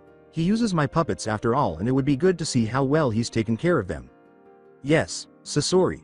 Sama. Hinata replied as her eyes returned to their usual state. Sasori came to a halt and turned to face Kankuro. Sasori said, I'll see you all in a moment, while the others strolled across the desert. Sasori just stared straight ahead as they went by, and no one spoke. Without turning to look, Deidara called back, just don't be late, Sasori. HN. Sasori just gave a nod. Kankuro emerged over a sand dune after a brief wait. Kankuro pulled 2 scrolls from behind his back and unfolded them on the ground, shouting, Found ya. Now give Gaara back. His hands slammed down on them. Kankuro called forth the 3rd puppet from the other scroll, and 2 puppets emerged from them. In front of Kankuro, Crow, Ant, and Salamander formed a defensive line. Sasori remarked, I haven't seen those 3 in a long time, as Kankuro initiated the altercation. And I didn't feel the need to explain the battle because it remains the same as it is in canon. Deidara remarked, took you long enough to get back, HN, as Sasori returned to the group. Sasori remarked, I had a little more fun than I expected, as they all went on. They were now walking alongside a river through a forest after leaving the desert. The words, we are almost at the base, were spoken softly by Hinata. Naruto thought of his primary objective and smiled evilly. Good. Our plan is starting. Soon everything will fall into place, he said. After 2 hours, they reached a cliff with the river flowing beneath them. They could see a huge rock with a big seal tag affixed to it from the summit. All of them leapt to the water and landed there, then proceeded to the rock. With a series of hand seals, Naruto caused the rock to gradually rise out of the water. Before them a multicolored ghostly image of Pain materialized. He said, You're late, in a staticky voice. Sorry. Got carried away fighting my creations, responded Sasori. At the back of the room, Pain said, Either way. Let's commence with the sealing jutsu, before vanishing and then resurfacing on a finger from a gigantic statue. Before leaping up onto one of the fingers, Deidara had the bird drop Gaara on the ground right in front of the statue. Shortly after, Sasori, Naruto, and Hinata all stood on different fingers. Abruptly, an Akatsuki member was standing on top of the other fingers. The statue's hands were holding pictures of Zetsu and Tobi. Every participant created a hand seal. Pain exclaimed, 9 phantom dragons sealing jutsu. As the statue's mouth opened and 9 white dragons rushed in, quickly engulfing Gaara. Naruto inquired, How long is this going to take, Pain, Sama? With a 3 days, Pain answered. And time jump here. The other characters will not be as present, but they will not entirely vanish, as the story is primarily about the Akatsuki. The sealing jutsu was finally finished after 3 days.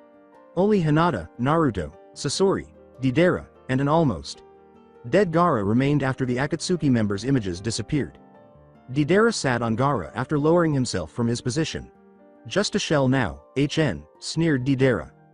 Beside Deidara, the others leapt to the ground. Those seals that are placed out there are truly wonderful, Hinata said calmly as she observed the door. The enemy is here. They're just outside and preparing to break in. Naruto questioned, How are we going to attack them? Deidara gave the bird a look. Hinata can use my jutsu and take Gaara away with you. Sasori and I will stay here, HN, he stated. Naruto gave a nod. As Naruto thought, I wonder who we are up against. From the looks of things, it looks like Team Guy and Team Kakashi, although they have 2 new people on their squad. Sakura is still there, but the other 2, I've never seen before. One of them looks emotionless but a worthy adversary. The other is an old lady from the sand, Hinata concluded her evaluation. He said, Grandmother, Sasori. The old lady is my grandmother. At that moment, the rock that covered the cave burst into dust and smaller rocks. As the 4 ninja appeared, the 4 Akatsuki members looked on impassively. Naruto, exclaimed Sakura, startled. Wow, she turned to Hinata and thought, he's changed. And she has, too. Why couldn't I assist you, friends?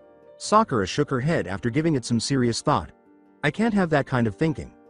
They must be treated as my enemies since they are now my adversaries.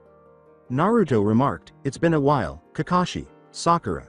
Hand over Gaara now Naruto, Kakashi authoritatively commanded. Hinata said, not a chance, as she caused the bird to catch Gaara in its mouth before taking off for her and Naruto. Together, they leapt onto its back and took off from the cave. Calmly, Sasori said, Deidara, go with them. They're going to need your help. Deidara made another bird and flew after Naruto and Hinata. Whatever, just don't die. I'd hate to be given a new teammate. Especially since it would probably be Toby, she said. They were followed by Kakashi and the new team member. Kakashi remarked, Sai, don't engage them unless I say so. Kakashi. Sensei, of course, Sai said, forcing a smile before jumping away. Sending poisoned Senbon at the two Kanuchi, Sasori questioned, so grandmother? Shall we begin this fight? Sakura. I'm going to use the puppet master jutsu on you. Don't resist it, said the elderly lady. Sakura nodded and felt chakra strings cling to her. Right, Lady Chio, she said. Sasori shouted, let's go, as the battle formally started. So that guy took my place, huh? Naruto glanced over his shoulder and wondered, I wonder if they found a replacement for Sasuke. Sai was keeping a good distance from Kakashi. Naruto grinned and performed a series of hand seals, saying, time to give them a speed bump in the road. Shadow Clone Jutsu. He exclaimed as a dozen clones materialized on the massive roots that extended from the river canyons one side to the other. With their katanas out and ready to kill, they all charged at the two-leaf ninja. Sai yelled, Ninja Art. Super Beast Scroll. As 5 enormous ink lions emerged from the scroll he was sketching on. They launched an attack on the clones, swiftly scattering them and being destroyed in the process. Naruto sat on top of the white bird that was carrying him, Hinata, Deidara, and a dead Gaara. I didn't put that much chakra into those clones, but they were still pretty powerful. And he defeated all of them, Naruto thought to himself. Hinata stated, we should put as much distance between these two as we can, as she examined the chakra systems of the two ninjas. Size was almost at the same level as Kakashi's, which had nearly tripled since their first battle when they began their adventure. Deidara let out a startled cry of pain. As Hinata and Naruto turned, they saw Deidara's arm being torn off at the elbow by a vortex swirling on it. Son of a bitch! Deidara screamed as he chewed up some clay with his other hand after reaching into his detonating clay pouch. Deidara. Sama! Exclaimed Hinata. Oh no, how could I have missed that attack? Hinata swore to herself, it must have been his Sharingan. Grunting, I'm fine, Deidara said. But that old man is gonna die, he said, dropping the tiny clay statues of bugs that he had finished creating to create a single-handed seal. Ka! The bugs all emitted a tiny puff of smoke before leaping at the leaf ninja like crickets. Kakashi was unlucky because most of the bugs were aimed at him even though Sai leapt out of the way. Deidara screamed, die, as the bugs burst. Sai shouted, Kakashi, and made a bird so he could fly too. Let's fight in the skies, he declared. When he saw all the splinters, Deidara's smirk at the explosion quickly turned to a sneer. With his trademark lightning blade in both hands, Kakashi abruptly jumped out of the canyon wall. One was directed at Naruto, and the other at Deidara. As Hinata and the bird she was standing on fought Sai from the air, both of the male Akatsuki members leapt to their feet and fled the attacks. As they all touched down, Naruto said, so Kakashi, Sensei, how have you been? Kakashi said gravely, Naruto, what has happened to you? Naruto grinned and pulled out his katana. I've gained power, much more power than you could ever offer. I'm sure I'm even stronger than that Dobi Sasuke, he said. Deidara. Sama. I can handle him. Go find your arm so Kakuzu can sew it back on later. Deidara said, just don't go overboard, Naruto, and then she leapt off to find his arm. Kakashi posed a perilous question, are you sure a one fight with me is wise, Naruto? He said, of course it is. I'm much stronger than I once was, while he was surrounded by swirling red chakra. Naruto shouted, Crimson Barrage, and rushed forward, slashing Kakashi with lightning. Fast katana strikes. Kakashi barely avoided every attack with his Sharingan. He deflected an overhead slash and drew a kunai. Naruto turned his attention away from Kakashi and asked, why do you want Gaara's body back so badly? To bring him back to his village for a proper burial, Kakashi revealed to his former pupil. Naruto said, that's pretty lame if you ask me, as he cleaned his ear with his pinky. Evidently disinterested in the direction of that conversation. Naruto said, you should let us have him. His body is crucial to our plans, while holding a half tiger seal in one hand and a Rasengan in the other. With a lightning blade in his hand, Kakashi charged up and asked, "What are your plans with his body?" Naruto grinned and turned to face the Rasengan. "That's for us to know and you to find out later," he said. The chakra suddenly started to glow a fiery orange, with flames occasionally leaking out of the spinning attack. Fire infusion. As he charged forward, Naruto said, "Let's see what you've got, Kakashi." Similar to Naruto, Kakashi launched his attack with the intention of killing. "Lightning blade!" exclaimed Kakashi. Naruto shouted, "Fire style, flame vortex Rasengan," and slammed the flaming blow into Kakashi's. Naruto started spitting fire at Kakashi after the two attacks barely held together for a second. Kakashi was caught in a fire vortex as Naruto's fire Rasengan suddenly exploded forward. Naruto grinned triumphantly and said, "Gotcha," but he was snatched by the ankle and pulled beneath the ground, leaving only his head visible. Kakashi, who was standing over Naruto, remarked, "A ninja must always see through deception. Remember?" Kakashi muttered, "Now you will no longer be a threat to the Leaf Village or any other village for that matter," before swinging down with a kunai and aiming to kill Naruto with a single, powerful blow. "Almighty push," said Naruto coolly. Both Kakashi and the surrounding ground were blasted away. Naruto was now standing in a crater that was 3 meters deep. After being hit in the forehead, Kakashi slowly stood up, blood streaming down his face. Kakashi questioned, "Where did you get that power from, Naruto?" Naruto turned his Rinnegan eyes to Kakashi and stated, "Pain. Sama gave it to me, in a matter of fact manner. The same goes for this," Naruto stated, raising his hand in the air. Kakashi felt his body suddenly fly through the air in the direction of Naruto and his raised katana, accompanied by the phrase, "Universal pull." Kakashi's lung and heart were barely spared as the blade pierced his chest all the way through. It hurt like hell, despite the fact that no vital organs were struck. As Naruto twisted the blade around, a sadistic smile never leaving his face, Kakashi screamed in agony.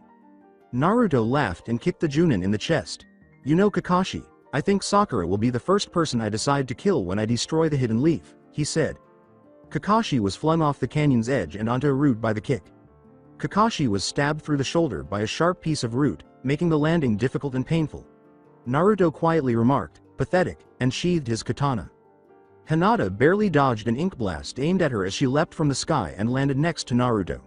"He's too powerful. Those damn ink creations are limitless," Hinata screamed. Just as Naruto opened his mouth to speak, a massive explosion erupted behind their hiding place. Naruto remarked, "It sounds like Sakura and Sasori are fighting really hard." Hinata merely shook her head in embarrassment when asked, "What about Gaara's body?" "I'm sorry. It got stolen from me and was placed in a sealing scroll that only he can open," Hinata replied quietly. Naruto gave her a quick peck on the cheek and remarked, "It's okay. At least we got the one tail. We don't necessarily need the host's body, but it is preferred." He turned to face the woods and said, "Let's go find Deidara, Sama." Deidara said, "No need for that. I'm right here," and waved the arm that was still connected. Both Hinata and Naruto rolled their eyes. "It sounds like Sasori is having a hard time," Deidara stated. "We should go help him." Hinata stated solemnly, "There's no need for that, Sasori. Sama has been killed." "Damn it." Naruto slammed his fist into a nearby tree and swore loudly. "I should have been there to help him." Deidara said, "There's nothing you could have done, Naruto," with a hint of melancholy in his tone. For Deidara, losing Sasori was like losing a brother because they had been partners for more than 15 years. "A quiet. Let's get back to headquarters," Hinata said, "but after we retrieve Sasori. Sama's body. We can't let them use his body for any reason." After Deidara and Naruto nodded, the three of them vanished. At the location of Sasori's battle, they resurfaced. Their gaze swept across the battlefield. Everywhere there were ruined puppets, many of them resembling Sasori. 100 puppet summoning, offered Deidara. Must have been a hell of a battle for him to use that jutsu. Naruto chuckled lightly as he remarked, "Even after all this time, I still never got to see that attack." "None of us did," stated Deidara.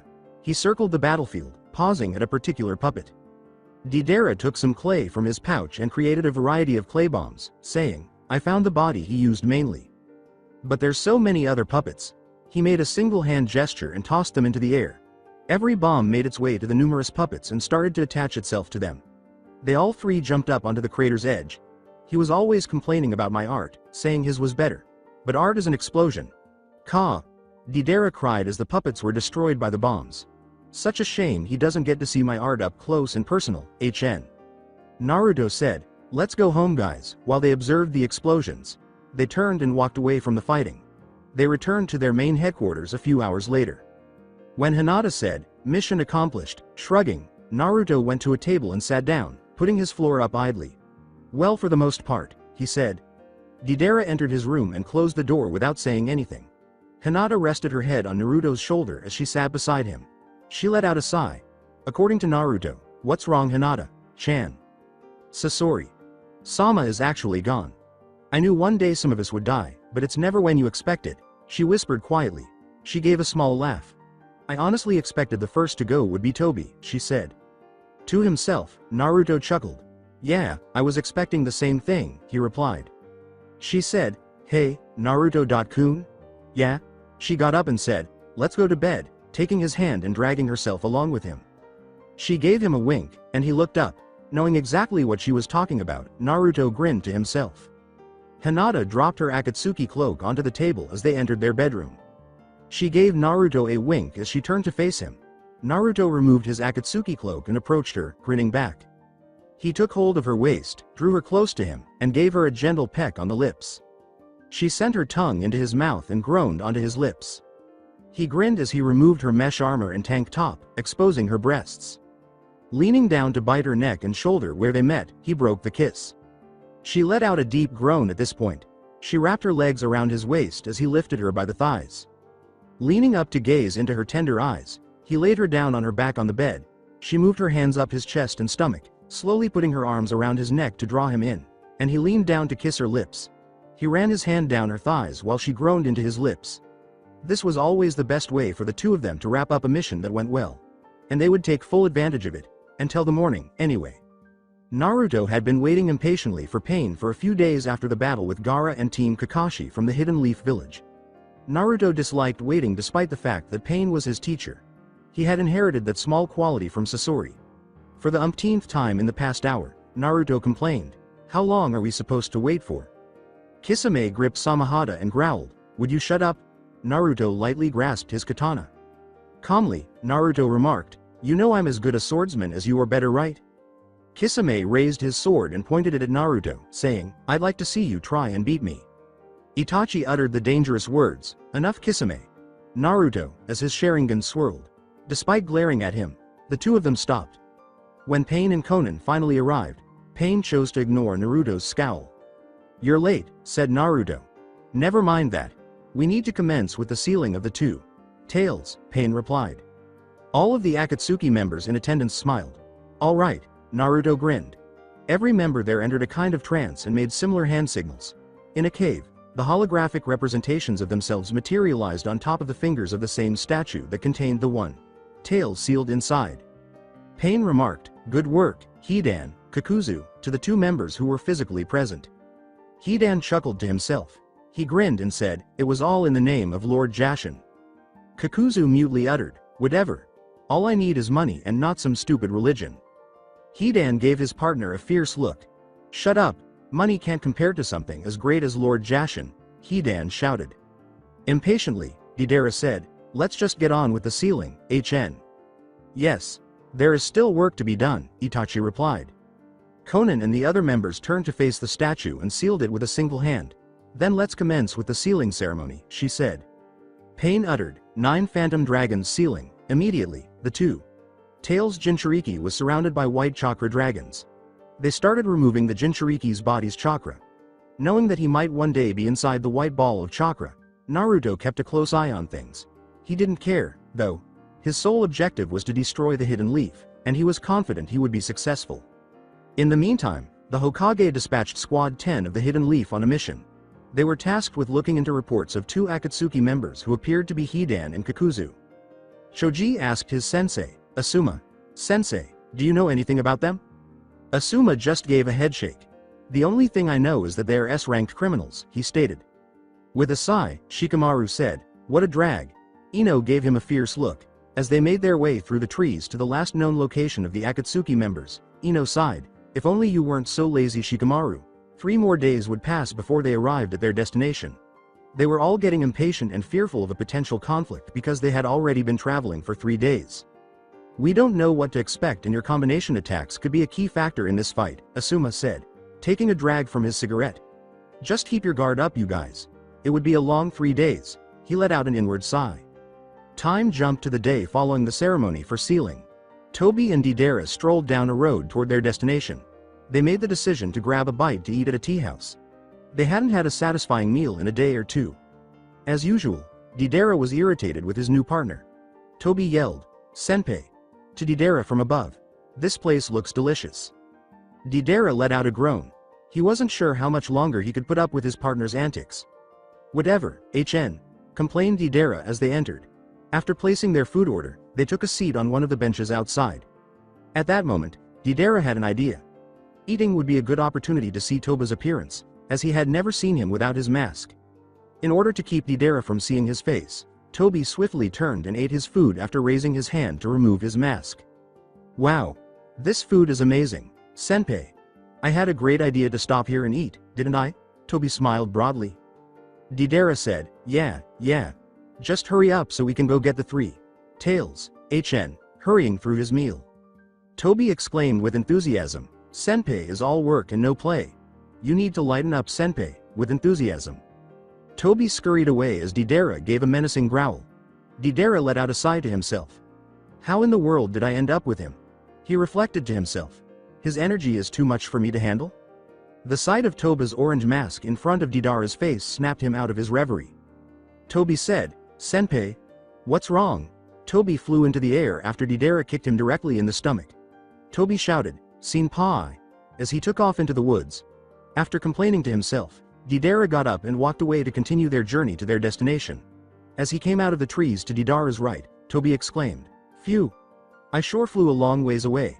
"Huh, Senpai." As Deidara plodded on, his words were ignored. It should be easy to see the lake soon, Deidara mused to himself.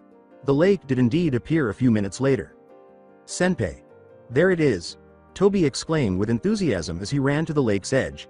He glanced around hastily. Toby turned and said, "Deidara. Senpai. I don't see it anywhere." After Deidara. Abruptly, a large, 3-tailed turtle emerged from the water, staring down at Toby. "HN, so it appeared," said Deidara at a composed tone. Deidara shouted, "Toby, get out of the way," while he flung a huge number of clay bombs with both hands. A few days prior, Kakuzu had reattached his arm that Kakashi had ripped off. A huge cloud of smoke was created when the bombs detonated against the enormous turtle. Deidara grinned and said, "This should be fun, HN, Toby. Start setting up mines everywhere." Toby shouted, "Right, Senpai," before vanishing into the earth. Deidara said to himself, "All right, let's get things started, HN." Pain said, "Naruto, Hinata. I need the 2 of you to go help out Hidan and Kakuzu. It seems that they've encountered some enemies," as Naruto and Hinata entered the Akatsuki headquarters main room. Naruto sat down at the table in the main room opposite Pain and said, "Can't they handle themselves? I mean, they are immortal, aren't they?" "Yes, they are. But since they are facing Leaf Shinobi, I figured you'd like to go help them out," Pain responded. Naruto and Hinata took notice of this. Naruto looked at his partner and grinned. "All right, I've been itching to fight some of our old comrades," Naruto replied. Hinata gave him a smile. She said, "Where are they at, Pain? Sama?" "They are at a bounty collection agency in the Leaf. It shouldn't take the 2 of you but an hour or 2 to get there," Pain stated. "Then let's go," Naruto said, getting to his feet and making his way to the door with Hinata at his heels. Hinata turned to him as soon as they were outside in the sunlight. She questioned, "Are you excited, Naruto-kun?" Naruto's typically sly smile turned malevolent. He thought, "Oh yeah. I wonder who it'll be we face," as they climbed into the trees. "Mission start," he said with a grin. They slept through the trees together, both of them silent the whole time. They traveled for an hour and a half, and when Hidan's head was severed, the 2 of them came out of the trees. Squad 10 smirked at them. Shikamaru started to say, "That's 1 down, only 1 2, but was interrupted by shouting. Hidan's head screamed, "You fuckers, that fucking hurt." The fact that he was still alive startled the whole Squad 10. "But how?" inquired Choji. Naruto and Hinata now emerged from the tree line and entered the open. Naruto grinned and remarked, "It's because that annoying bastard can never die. According to him, his lord Jashin gives him immortality for sacrificing people to him," they were told by Hinata. Ino exclaimed, "H. Hinata, Naruto. Asuma put down his cigarette and said, "How? Why are you two here?" "Why?" inquired Naruto. "To make sure these two don't get their asses kicked too badly." "Shut up, asshole!" shouted Hidan. "Kakuzu, get your ass over here and reattach my head to my body. Hurry up." "You're an idiot, Hidan. You let your guard down too often," Kakuzu stated. "Eat a dick," shouted Hidan in response. Hinata turned her head to glare at them and asked, "Would you two give it a rest already?" "Shut up, bitch," shouted Hidan. With a growl, Naruto rushed to Hidan's head and gave Kakuzu a forceful kick. "Never call her a bitch again, asshat," screamed Naruto, as he was surrounded by red chakra. When Naruto used the nine tails chakra, even Hidan knew he shouldn't be bothered. "Shadow possession jutsu," shouted Shikamaru, ensnaring Hinata and Naruto in his shadow. Choji exclaimed, "Partial expansion jutsu," as both of his arms expanded to enormous proportions and seized Naruto and Hinata. "My turn," said Ino. "Shadow clone jutsu." Beside her, a perfect replica of herself materialized. The two Ino clones exchanged glances and gave each other nods. "Now!" they all exclaimed at once. "Mind transfer jutsu." Naruto and Hinata both sagged to the ground, appearing to enter a trance. Shikamaru smirked and said, "Hey, Ino." "Shika." Show combination complete. His grin disappeared when Ino woke up, her clone vanishing in a cloud of smoke. She screamed, "Arg!" while clutching her head. Naruto's chakra was so powerful that it threw Shikamaru and Choji back. Smirking, Naruto started to move forward. "That's not gonna work," he said. Asuma leapt ahead of him. Asuma said, "You aren't going any further, Naruto," in a dire manner. Hinata calmly remarked, "Asuma Sensei, it's been a long time." She looked over at Naruto, saying, "Let's do it." "Right," Naruto said with a sly smile before vanishing. He reappeared directly behind Asuma and kicked him in the back. Asuma flew in the direction of Hinata's gentle fist blow. Turning, Naruto charged at the other three. Before slashing at them, he pulled out his katana and charged it with chakra. Before the attack could hit, all three of the Leaf Chunin leapt to the side. "Let's see what the Akatsuki has taught you, Naruto," Shikamaru remarked. Naruto grinned, his typical purple Rinnegan eyes turning red but maintaining the ripple pattern. "Big mistake," he said.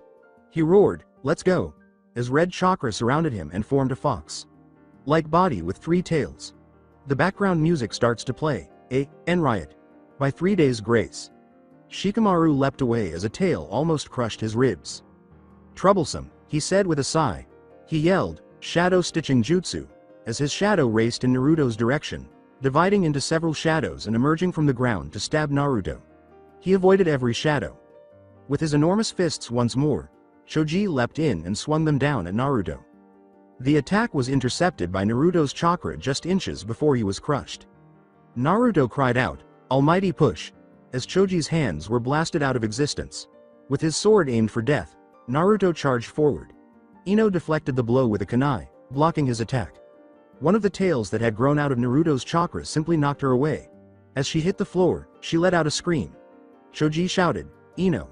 at her. While he was distracted, Naruto punched Choji in the face, causing him to collide with Shikamaru. Naruto taunted, "Never take your eyes off your opponent, Choji." Rotation. Hinata called out to Naruto from the other side of the street. As the rotation started to fade and Asuma was using that to hit her, he leapt aside and moved in front of her. "Not gonna happen." Naruto grinned as he whipped Asuma into the air with all three of his tails. Hinata leapt over Asuma and performed a few hand seals by using Naruto as a jumping platform. She shouted, "Drakugan Keke Genkai Copy, Gale Style. Divine Wind," as Asuma was blasted back to earth by a gust of wind from her palms. He bounced off the hard ground from the force of the impact. Naruto launched the Rasengan that had completed forming in his hand directly into Asuma's chest as he shot back into the air. "Rasengan!" shouted Naruto. They blasted Asuma into a tree. As he moved up beside Naruto, Hidan declared, "Now it's our turn to attack those leaf shinobi," with Kakuzu on the opposite side. Naruto grinned and pulled the nine tails chakra back into his body. "Have fun then," he said. Hidan lunged towards Asuma after removing his scythe from his back. He shouted, "You'll be the first sacrifice to Lord Jashin," and slashed Asuma. Asuma raised his blades in time to be sliced in two by the scythe. Asuma snarled, "Not yet," and pushed Hidan away. Asuma placed chakra into his blades and leaned on him. In just a few seconds, they grew from half a foot to 2 feet. "Let's go, freak," Asuma roared, slashing Hidan's head with his blades. "I'm not a freak. Just a mortal," Hidan exclaimed, snatching a long, thin spike from his cloak as he ducked under Asuma's assault. He swiftly leaned back after using it to nick Asuma's arm. Hidan started sketching a triangle inside a circle on the ground. His smirk said, "Now let's begin the ritual," as he licked Asuma's blood from the spike. All of a sudden, he had black spots all over his body. Asuma leapt to her feet. He made seals with his hands and said, "I don't know what that is, but I'm not about to find out." A huge cloud of ash blew out of his mouth. He lit the ash from his mouth and called, "Fire style. Burning ash pile." The result. All of the ash clouds suddenly burst into flames, and the heat was so great that everyone had to cover their faces. Squad 10 grinned internally, believing they had won the fight. Asuma landed and dropped to one knee. With much of his cloak burned off, Hidan emerged as the smoke cleared. He appeared to be completely uninjured. Hidan grinned and turned to face Asuma. Maybe you should let me explain the ritual some," he said. Asuma's entire body was suddenly in excruciating pain, and he noticed burn marks on his arms and face. Hidan raised his spike and drove it through his right thigh, saying, "Any damage which is dealt to me will be reflected upon you. For example, if I stabbed my leg." As blood started to soak his trousers, Asuma screamed in agony and gripped his right thigh. "Then you get the attack put on you," Hidan concluded with a malevolent grin. Even though Kakuzu's face was hidden, the other Akatsuki members never failed to grin. "Eh? Asuma. Sensei," exclaimed Choji. The words, "I'm alright, Choji," Asuma gasped. As he raised the spike once more, Hidan let out a wild laugh. "Die." He stabbed himself in the heart and cried out. As the life left his body, Asuma gasped. Shikamaru shouted, "No," as Asuma stumbled back. "Damn it," muttered Asuma. Asuma closed his eyes for the final time and grinned to himself. "I was never able to beat him in a single game of shogi. Kurenai." The final thing he thought before death spread his wings and took his soul with him was, "I'm sorry." Weak, smirking, Naruto said. Hidan addressed Naruto and Hinata, saying, "We can deal with the others. Just return to headquarters. I'm sure Pain has another Jinchuriki that needs to be captured." As they leapt out of the fray, they both nodded. Shikamaru charged Hidan, growling. He shouted, "Bastard," and threw shuriken and kunai at him in big clusters. Hidan used his scythe to deflect everything. Hidan pulled the spike from his heart and taunted, "You don't know when to give up, do you?" He swung the scythe at Shikamaru and stabbed him with the spike as he ducked, saying, "Then you're gonna die next." Shikamaru dodged both attacks by leaping up and twisting in midair. Out of the tree line, 3 newcomers suddenly appeared. "Shikamaru, return, allow Sakura to heal you," exclaimed the first one. Stunned by his appearance, Shikamaru exclaimed, "Kakashi, sensei? We were sent by Lady Hokage as a back-up squad. Guess it's a good thing too," Kakashi stated. Sakura was healing Shikamaru when he leapt back to his teammates. Kakashi addressed the third person, saying, "Takumi, I'm gonna need your help." He had 6 big blades in his hands. There are 3 on the right side of his head and 3 on the left. Without the mask, he was dressed in Anbu armor. His bangs covered his left eye, but otherwise his hair was pure white and spiked up like Sasuke's. His blue-gray eyes seemed to be peering directly into your soul. Although he was a little shorter than Kakashi, he was a little heavier. Takumi said, "Right," and pulled out 2 of his swords. One catches fire, while the other gets suffused with air. As the pink-haired Kanuchi healed Squad 10, Ino questioned, "Sakura, who's that?" Sakura proudly remarked, "That's my boyfriend, Takumi. He's a master sword user. He's cute. I'm jealous of you, Sakura," Ino replied. When she was done, Sakura grinned. Sakura grinned and said, "I finally beat you in love, Ino," to her best friend and rival. Silently, Choji sniffed. His voice was hardly more than a whisper as he said, "Asuma. Sensei." Sakura gave him a look, then followed his eyes. She let out a gasp and covered her mouth. Asuma's body was lying behind her, and she had only just noticed it. She felt terrible about not seeing him when she first got there. She had neglected to find their sensei because she was so preoccupied with healing her friends at the time. Shikamaru screamed, "Kakashi, be careful. That guy over there can't be killed, and don't let him swallow your blood or he'll kill you." Kakashi said, "Thanks, Shikamaru," as he removed his headband to display his Sharingan. "Let's do this, Takumi." Takumi grinned, right, and raised both of his swords above his head. He called, "Fire-Wind Combination. Great Blaze." as he swept Hidan and Kakuzu in front of him. A huge burst of flames shot in the direction of the Akatsuki zombie team. Hidan stepped out of his ritual circle, both of them leaning aside as his body returned to normal. Hidan yelled, "I'll take the sword user. Kakuzu, you get the other one," during the leap. Following his landing, Hidan charged at Takumi with a scythe, intending to sever his head. Takumi blocked with the fire blade and knocked Hidan away with a blast of wind from the other. Takumi gave Hidan a sly smile and said, "This is going to be fun." He then sheathed both of his blades and drew two distinct ones. One turned to stone and the other covered in ice. He said, "It's been a while since I've used these two," with a great deal of assurance. "You're pretty cocky," pointed out Hidan. Hidan rushed at Takumi and said, "Let's see if you can back up all that talk," starting their battle. Kakuzu said, "You're Kakashi of the Sharingan, right?" He ripped off his cloak and threw it behind him, saying, "You'll fetch me a nice bounty." Kakashi said, "I have no intention of that ever happening," while performing a few hand seals. Lightning exploded from his hand. Kakashi shouted, "Lightning blade," and charged at Kakuzu more quickly than the human eye could keep up. When Kakashi suddenly materialized in front of Kakuzu, he was startled. Kakashi's arm was sticking out from Kakuzu's back and through his chest. "Gotcha," said Kakashi, releasing his grip and allowing Kakuzu to fall to the ground. Something snagged Kakashi's ankles as he turned around and tried to assist Takumi. When he looked back, he saw Kakuzu sitting up and clinging to him.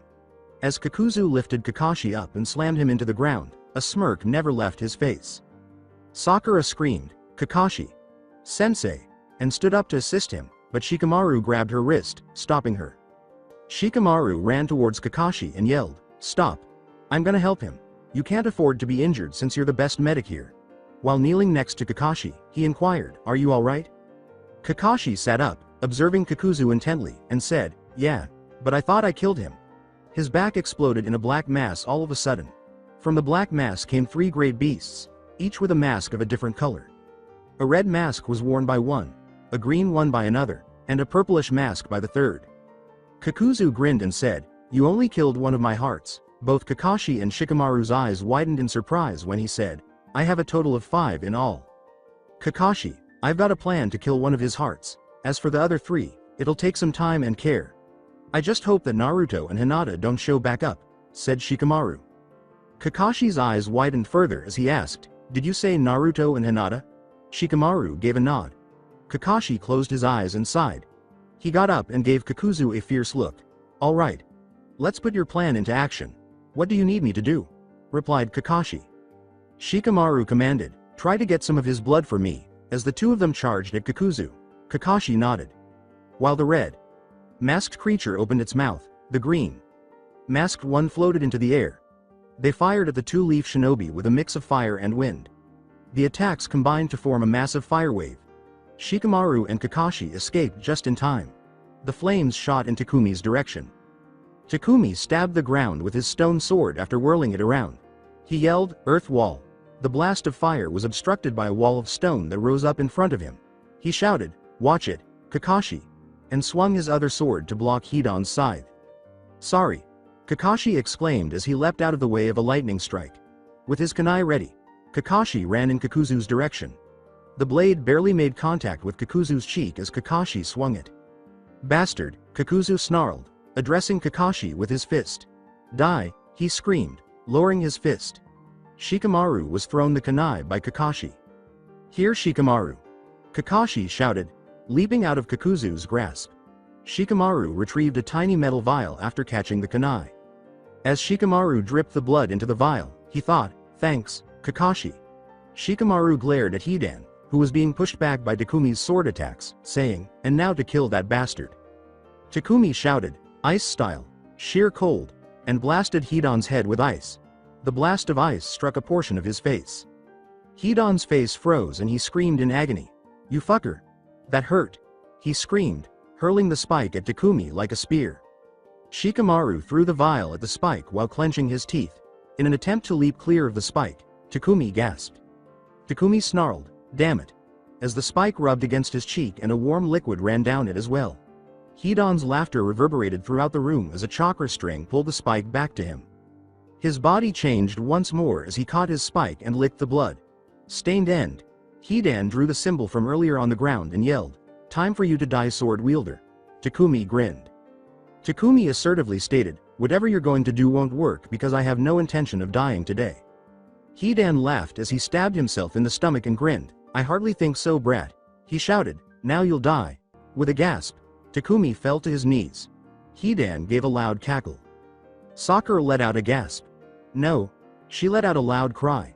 With wide eyes, Takumi saw his opponent stab himself in the stomach. Then Takumi grinned.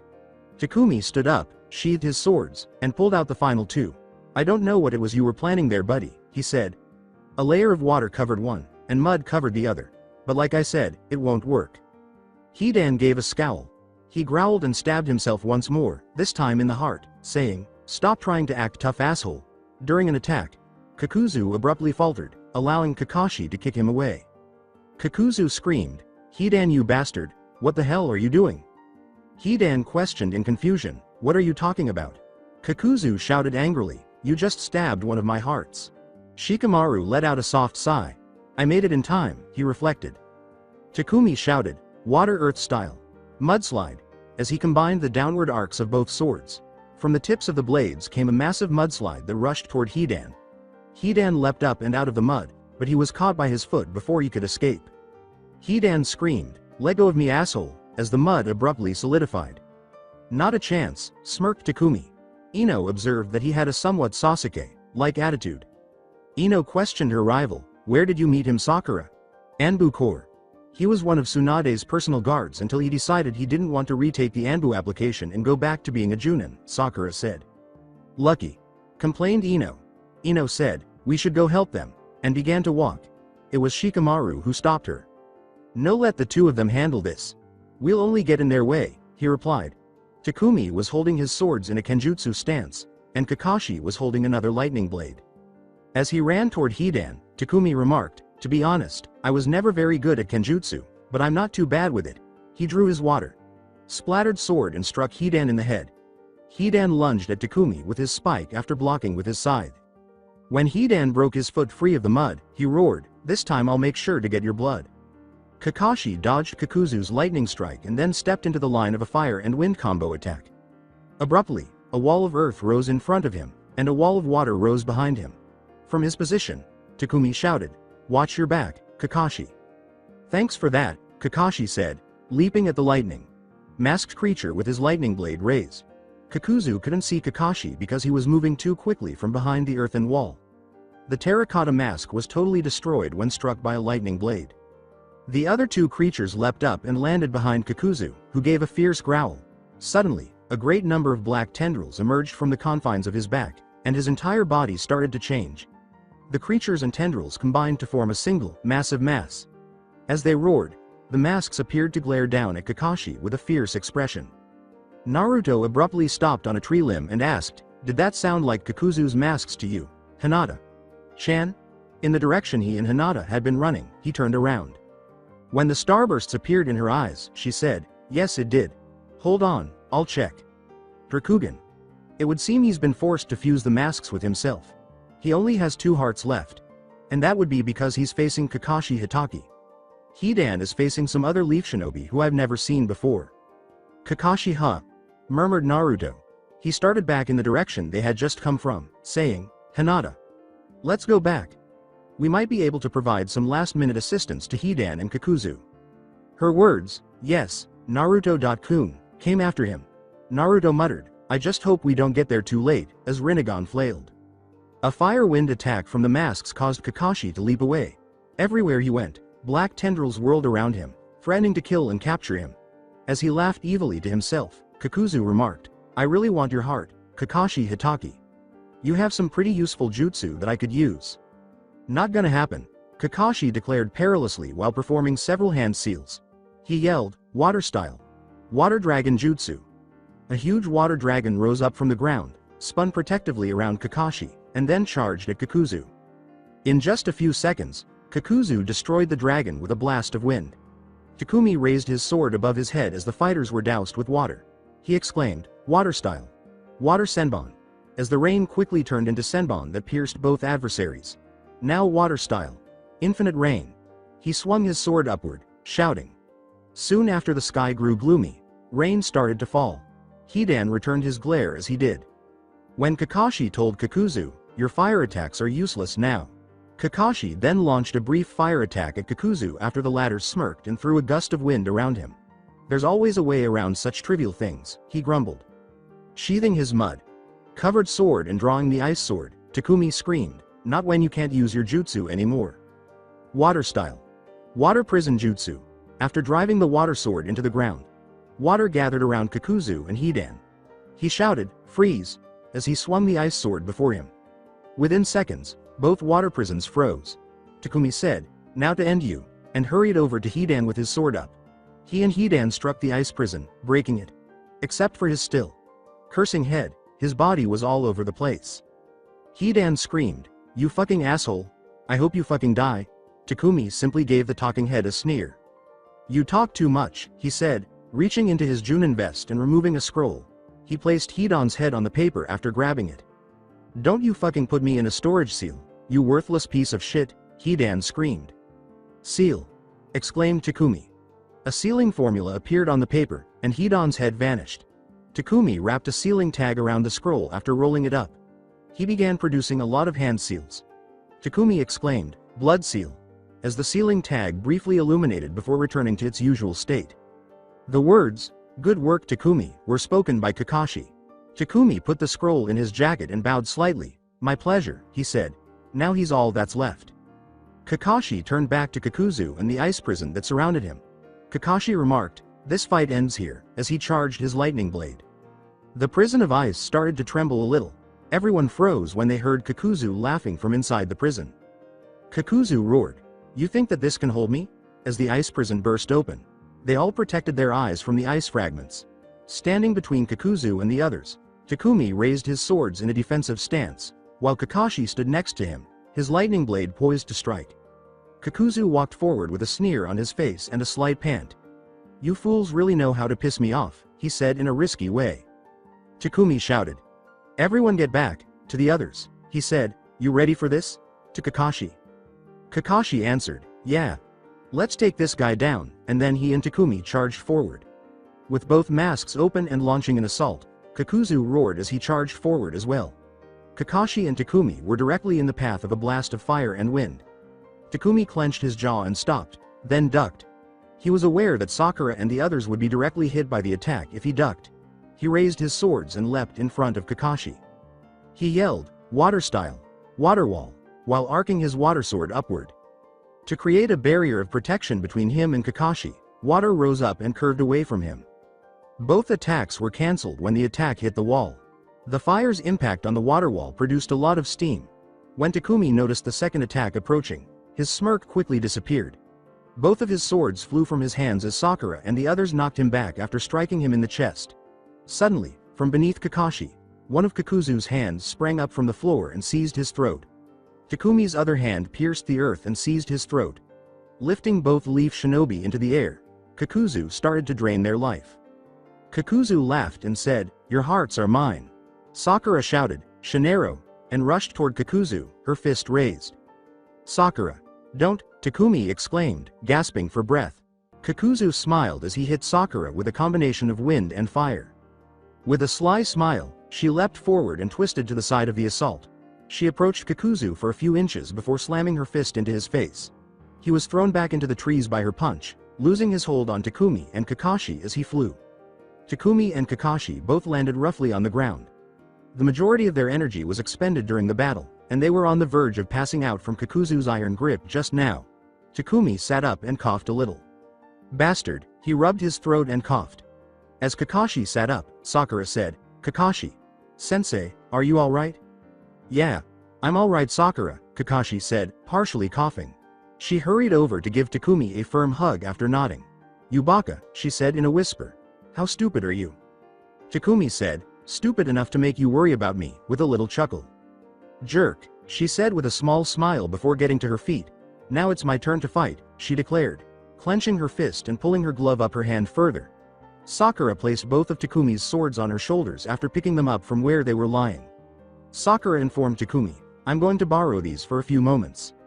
Takumi tried to reason with her, saying, "Sakura wait. You can't handle him alone." She turned her head and gave Takumi a wink. I'll be fine. I still have almost all my chakra and you're worn out. He's almost defeated anyway. Just rest for now, she said. Knowing that he wouldn't be able to reason with her at that point, Takumi opened his mouth to say something else but closed it and simply nodded. After climbing out of the tree he had collided with, Kakuzu smiled to see Sakura, his only opponent, standing there. Kakuzu laughed, "So you're going to be my opponent? Easy win," and rushed forward. Holding both swords together, Sakura swung them in front of her with a sly smile. She yelled, "Water style. Water slicer." And then ice style. Hailstorm. As a huge pile of ice fragments and a few water blades flew in Kakuzu's direction. A huge fireball was blown out of the fire mosk's mouth as it opened. The attacks neutralized one another, and when they were all gone, Kakuzu charged ahead. He lifted his fist to knock Sakura to the ground, but she used the ice sword to block his blow. The moment Kakuzu's fist made contact with the sword, it started to freeze. Before the ice could creep up his hand any higher, he swiftly pulled his arm away. Kakuzu leapt away as Sakura smirked and swung the ice sword at him, catching some of his tendrils in the process. Wherever the blade struck, the struck tendrils froze. Kakuzu remarked, "That's annoying," as he examined the tendrils. He was about to hit the ground with his frozen fist when he heard Sakura laughing, but he stopped. "If I were you," she said, "I wouldn't do that. Otherwise, you'll destroy your hand completely." Kakuzu lowered his fist and glared. He raised his fist above the fire mask and said, "Okay. Then I'll just melt the ice off." It opened, extinguishing a tiny flame. To Kakuzu's surprise, the fire started to melt the ice in his hand as well. He swiftly withdrew his hand and grasped it tightly. Sakura smiled and ran forward, both swords out to stab. "Oh, I forgot to mention, fire won't work either," she said. Kakuzu roared, "You bitch," as both masks parted and sprayed Sakura with another wind and fire combination. To deflect the blow, she raised her blades and crossed them in front of her. As it hit the water blade, the fire hissed. Sakura recovered and started running forward once more, avoiding more of Kakuzu's fire attacks. In order to stab the fire mask, she raised the ice sword into a stabbing position. She cried out, "Ice style. Piercing lance," as a spear of ice sprang from the sword's tip. At nearly the same speed as the yellow flashes flying Raijin, it headed directly for the mask. The lance stabbed into the ground after piercing through the mask and out the back. The lance emerged from the back of the Terra, caught a mask of fire, shattering it into pieces. Another of Kakuzu's hearts was shattered, and he roared. Sakura grinned. "One left and you're gone for," she declared with assurance. Kakuzu roared, "It won't be that easy, bitch," and launched a massive wind attack. Takumi roared, "Stop calling her that," as he unexpectedly materialized beside Sakura, both his fire and wind swords out. Kakuzu hurled the wind blast at Takumi and Sakura, asking, "Why should I?" The sheer force of Kakuzu's attack knocked away Takumi's own blast of wind, which he had sent to counter the attack. Just as the attack flew past, he leapt away from it, grabbing Sakura by the waist. Takumi muttered, "Damn. That was powerful," as he touched down. Sakura turned to him and said, "Looks like we're gonna have to use that." She questioned in a shocked tone, "Are you serious?" Takumi said, "Oh yeah," and nodded. He pulled out the other two swords and gave Sakura one. He questioned, "Remember the order they go in?" "Why? Yes," Sakura blurted out. "Fire, water, ice, stone, earth, wind, right?" "Yep," added Takumi. He looked over at Kakashi. "Can you keep him busy for a few moments?" Kakashi gave nod. He approached Takumi and said, "My chakra is almost empty, so I won't be able to give you more than a few moments though." According to Takumi, a few moments is all we need. Kakashi nodded and ran forward, kunai drawn, saying, "Now go." He fought Kakuzu at close range, making sure that Kakashi was the sole object of his attention. Takumi gave a nod. Takumi said, "Place the fire sword there," Sakura, indicating her position. Sakura raised the sword and drove it into the ground, exclaiming, "Right." After creating several hand seals, she finally used the tiger hand seal. When she was done, the sword started to glow orange. She leapt to a different location and drove the water sword into the earth. With the exception of the final one, she created the same hand seals as she did for the fire sword. After using the ram seal to break the seals, she proceeded to the next location and drove the ice sword into the ground. She created the identical set of hand seals once more, but this time she ended with dog. She yelled, "Takumi, go," as she completed the final hand seal. Takumi nodded and started doing the same thing. "Got it," he said. With the exception of the last seal, he created the same set of hand seals for every sword that Sakura did. Ox was the final letter for stone, snake for earth, and boar for air. As he completed the final seal, Takumi shouted, "Kakashi, move." Kakashi leapt from the sword ring. A luminous line of chakra suddenly extended from each sword toward the others. Kakuzu was placed in the exact center of the 6-point star that was made in the middle of the ring. N. To create this image, draw 6 dots in a hexagon and join each point to the others once. Together, Takumi and Sakura started creating hand seals. They all yelled, "Six-sided elemental seal," simultaneously. Destruction. Kakuzu was suddenly illuminated by the sword's light. The ice covering his feet prevented him from jumping away from the light. His arms felt incredibly heavy all of a sudden. They had turned to stone when he looked down. Fear struck him for the first time since the beginning of this battle, an emotion he had not experienced in a long time. He lost his breath as a ball of water encased his head. There was a heavy layer of air over his legs that seemed to be crushing them. Flames erupted in his torso and quickly spread throughout his body. A few seconds later, the flames and the rest of the elements were gone. Kakuzu had turned into a charred mass of flesh. He was panting hard. He uttered the words, "I'm going to kill you all," by gasping. Slowly, the mask opened and a lot of chakra was charged up. Not likely, Takumi and Sakura uttered in unison as they created the seal for Snake, their final hand seal. The ground surrounding Kakuzu abruptly rose in pillars. He launched the wind attack from the mask just before they closed in on Kakuzu. Before they crushed Kakuzu and the mask into thousands of pieces, it had just managed to get away from the earth's pillars. Sakura and Takumi both collapsed to the floor, worn out. They closed their eyes, waiting for the obstructing end, and watched in horror as the wind attack raced towards them. They waited for what seemed like an eternity, but the blow never came. When they opened their eyes, Shoji's enormous frame was in front of them. He gasped, made it in time, then collapsed forward, returning to his normal size. The wind attack had left deep cuts all over his face and body. "Shoji!" exclaimed Ino, hurrying to meet him. She applied some simple medical jutsu to him in an attempt to halt the bleeding from his injuries. "Let's hurry and get out of here," Takumi said as he reached into his weapons pouch for some soldier pills. He gave one to each person present. As the others munched on the pill, he said, "I can sense 2 strong chakra signatures heading this way. And fast." Kakashi said, "Right. Let's go," and raised Asuma's body from its resting place. Kakashi looked down and thought, "Sorry, old friend." After gathering his swords, Takumi assisted Shikamaru in lifting Shoji off the ground. As they all departed, Sakura and Ino stood by each other. Sakura couldn't resist taking one final glance at the battlefield. She dismissed her suspicion that she had seen Naruto and Hinata come out of the trees and carried on. She was correct, as they had come out of the trees shortly after the Leaf Shinobi had left the battlefield. Hinata and Naruto surveyed the area. "Damn it!" swore Naruto. He slammed his fist into the floor and said, "We were too late." Naruto.kun. "They're heading back towards the Leaf Village if you want to pursue them," said Hinata. Pain suddenly materialized in front of them. "For the time being, leave the Leaf Shinobi alone. We've found the 6-tails Jinchuriki, and we need you to go get him. His name is Yukitaki." As he rose to his feet, Naruto snarled, "Send someone else to go get him. Now I can begin to exact my revenge on the Leaf," Naruto shouted.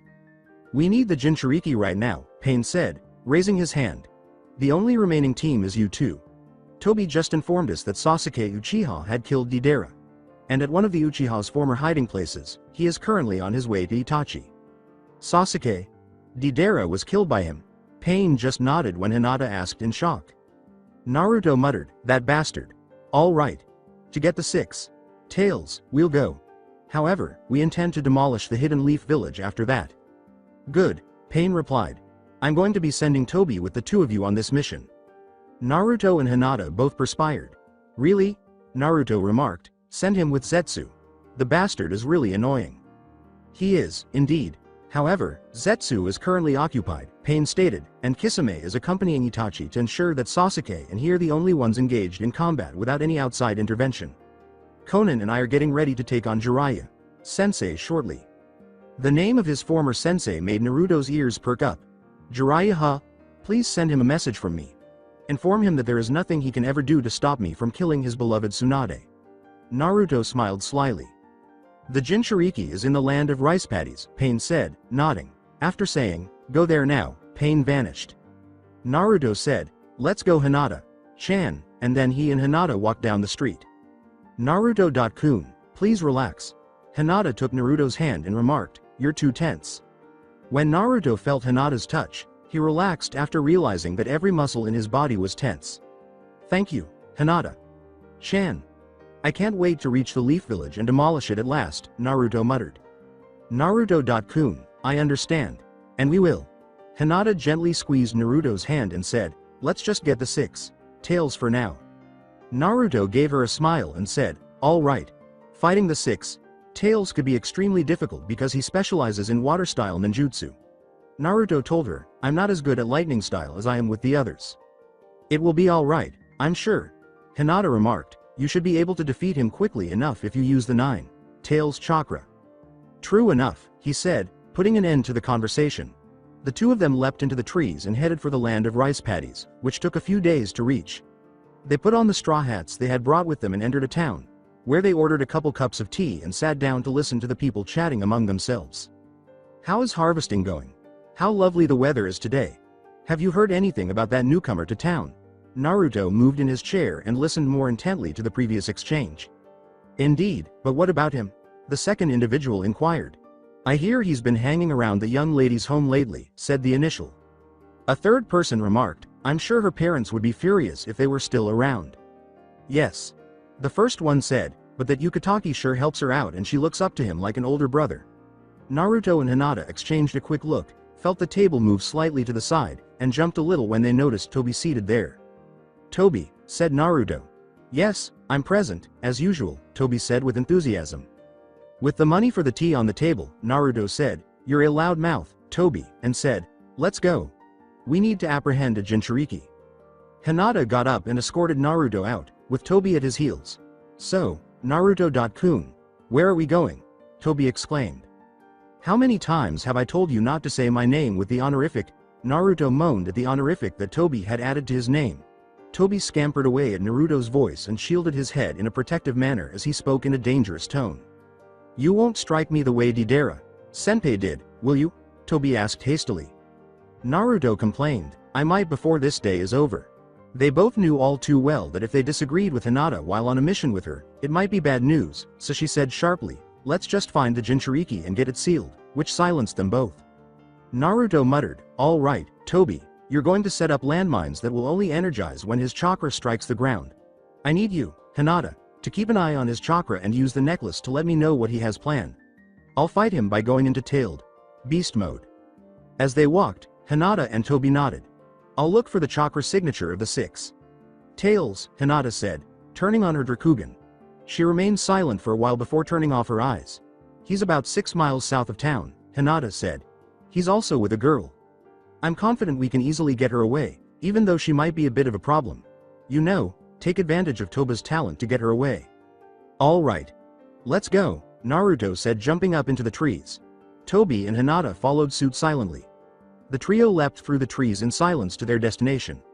We're here, Naruto said as he landed on a tree branch. He looked out into a field and saw a man wearing a light blue kimono blowing bubbles out of a pipe. A blonde girl, not much older than Hinata, was practicing ninjutsu in front of him. Is that him? Naruto questioned Hinata. She said, yes, it is, and turned to face Tobi. Tobi, can you get the girl out of here? She will only obstruct us. On it, Tobi said, disappearing into the tree. The two of them looked out into the field and watched as Tobi appeared behind the girl. Ohio! The girl screamed as she vanished into the ground, and Yukitaki leapt to his feet and hurried to where she was standing. Tobi said this with enthusiasm as he grabbed the girl by the waist and vanished into the ground. Naruto declared, time to go to work, before bursting through the trees and racing in Yukitaki's direction. What on earth are you? Yukitaki asked, leaping to his feet and blowing a rather large bubble out of his pipe in Naruto's direction. We'll see what you can do. 6 tails Jinchuriki. I don't know what that is, Naruto said as he leapt out of the bubble, but I don't like it. Suddenly, he was encircled by a translucent red chakra that gradually darkened, and an exoskeleton of bone appeared around him and behind him. An animal I have become by 3 days grace starts playing. Naruto gave a demon-like growl. As Naruto gradually changed into a giant slug with 6 tails behind him, Yukitaki appeared unfazed by the transformation. You think that releasing only 6 tails from your tailed beast is supposed to scare me? Yukitaki blew a lot of bubbles out of his mouth at Naruto and spoke in the 6 Tails' voice. Be careful, Naruto-kun. I can sense him about to use a massive attack. It looks like a tailed beast ball, Hinata said in Naruto's mind as he suddenly charged forward, grabbed hold of Yukitaki's tails, and swung him around before he could launch another attack. Yukitaki started shooting much smaller and faster bubbles from his mouth at Naruto, which Naruto dodged most of. Naruto let out a huge roar that instantly destroyed the bubbles. Thanks, Naruto said, leaping back swiftly. As red and blue orbs of chakra appeared from his body, they gradually fused to form a huge ball of black chakra, which shrank in front of his mouth until it was barely the size of a tennis ball. Naruto opened his mouth and swallowed the ball, the weight of which sent him falling to the ground. Yukitaki appeared to glare at Naruto before he fired his tailed beast ball at him. The two attacks flew towards each other faster than the eye could see, colliding in a matter of seconds and causing a tremendous explosion. Both Naruto and Yukitaki leapt back into the ground, but he was caught in the shockwave and sent flying into the trees past Hinata, who remained seated. Hinata, where is he? Naruto asked in his mind as he rushed forward after the blast subsided and only smoke remained. Hinata retorted, to your left. He's already prepared another tailed beast ball. Naruto turned to his left and stepped out of the smoke in front of Yukitaki, who had just finished charging up the tailed beast ball. Before Yukitaki could swallow the ball himself, Naruto jumped up and shot the attack directly into his chest, sending him backwards. Then, to add to the damage, the attack exploded, knocking him farther away. Yukitaki landed in the minefield that Tobi had just finished setting up, and the mines, sensing his chakra signature, started to explode around him. Each blast knocked him into another set of mine before sending him completely out of the minefield. The 6. Tails' form started to fade away, and Naruto walked forward as his own chakra started to recede back into him. I thought you'd be more of a challenge, 6. Tails Jinchuriki, Naruto replied. Naruto hefted his body up onto his shoulder, and Yukitaki looked up, trying to whisper something, but it was ignored. His vision started to deteriorate, and soon he was unconscious. Naruto-kun. Hinata. Chan. I just got word that Zetsu successfully captured the 7. Tails Jinchuriki, Tobi shouted enthusiastically as he came out of the trees. Let's seal them both quickly. After nodding, Naruto and Hinata hurried off to one of their bases in the land of rice paddies, where he dropped Yukitaki on the ground in front of the statue, then jumped up onto one of the fingers and waited, while Hinata jumped up onto the finger next to him and Tobi stood on the one next to Hinata. Zetsu then emerged from the ground, placing the 7.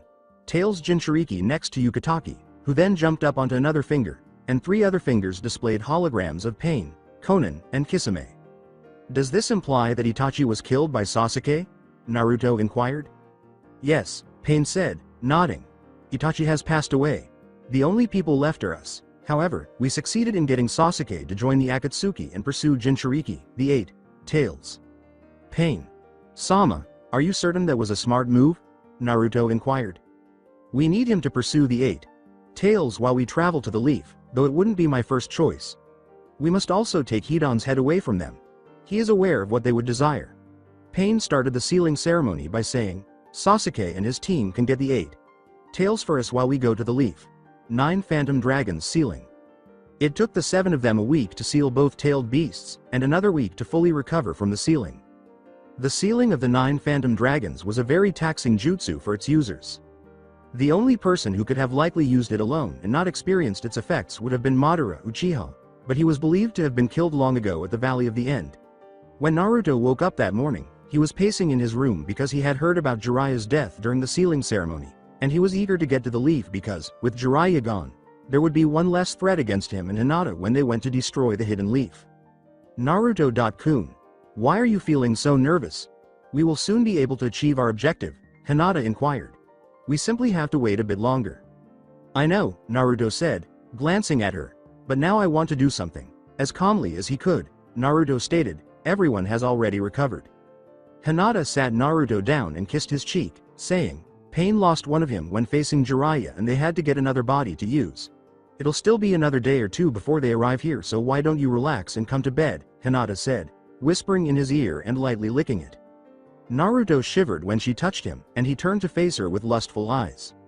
Hinata smiled sensuously as she led her lover to the bed and then pushed him down.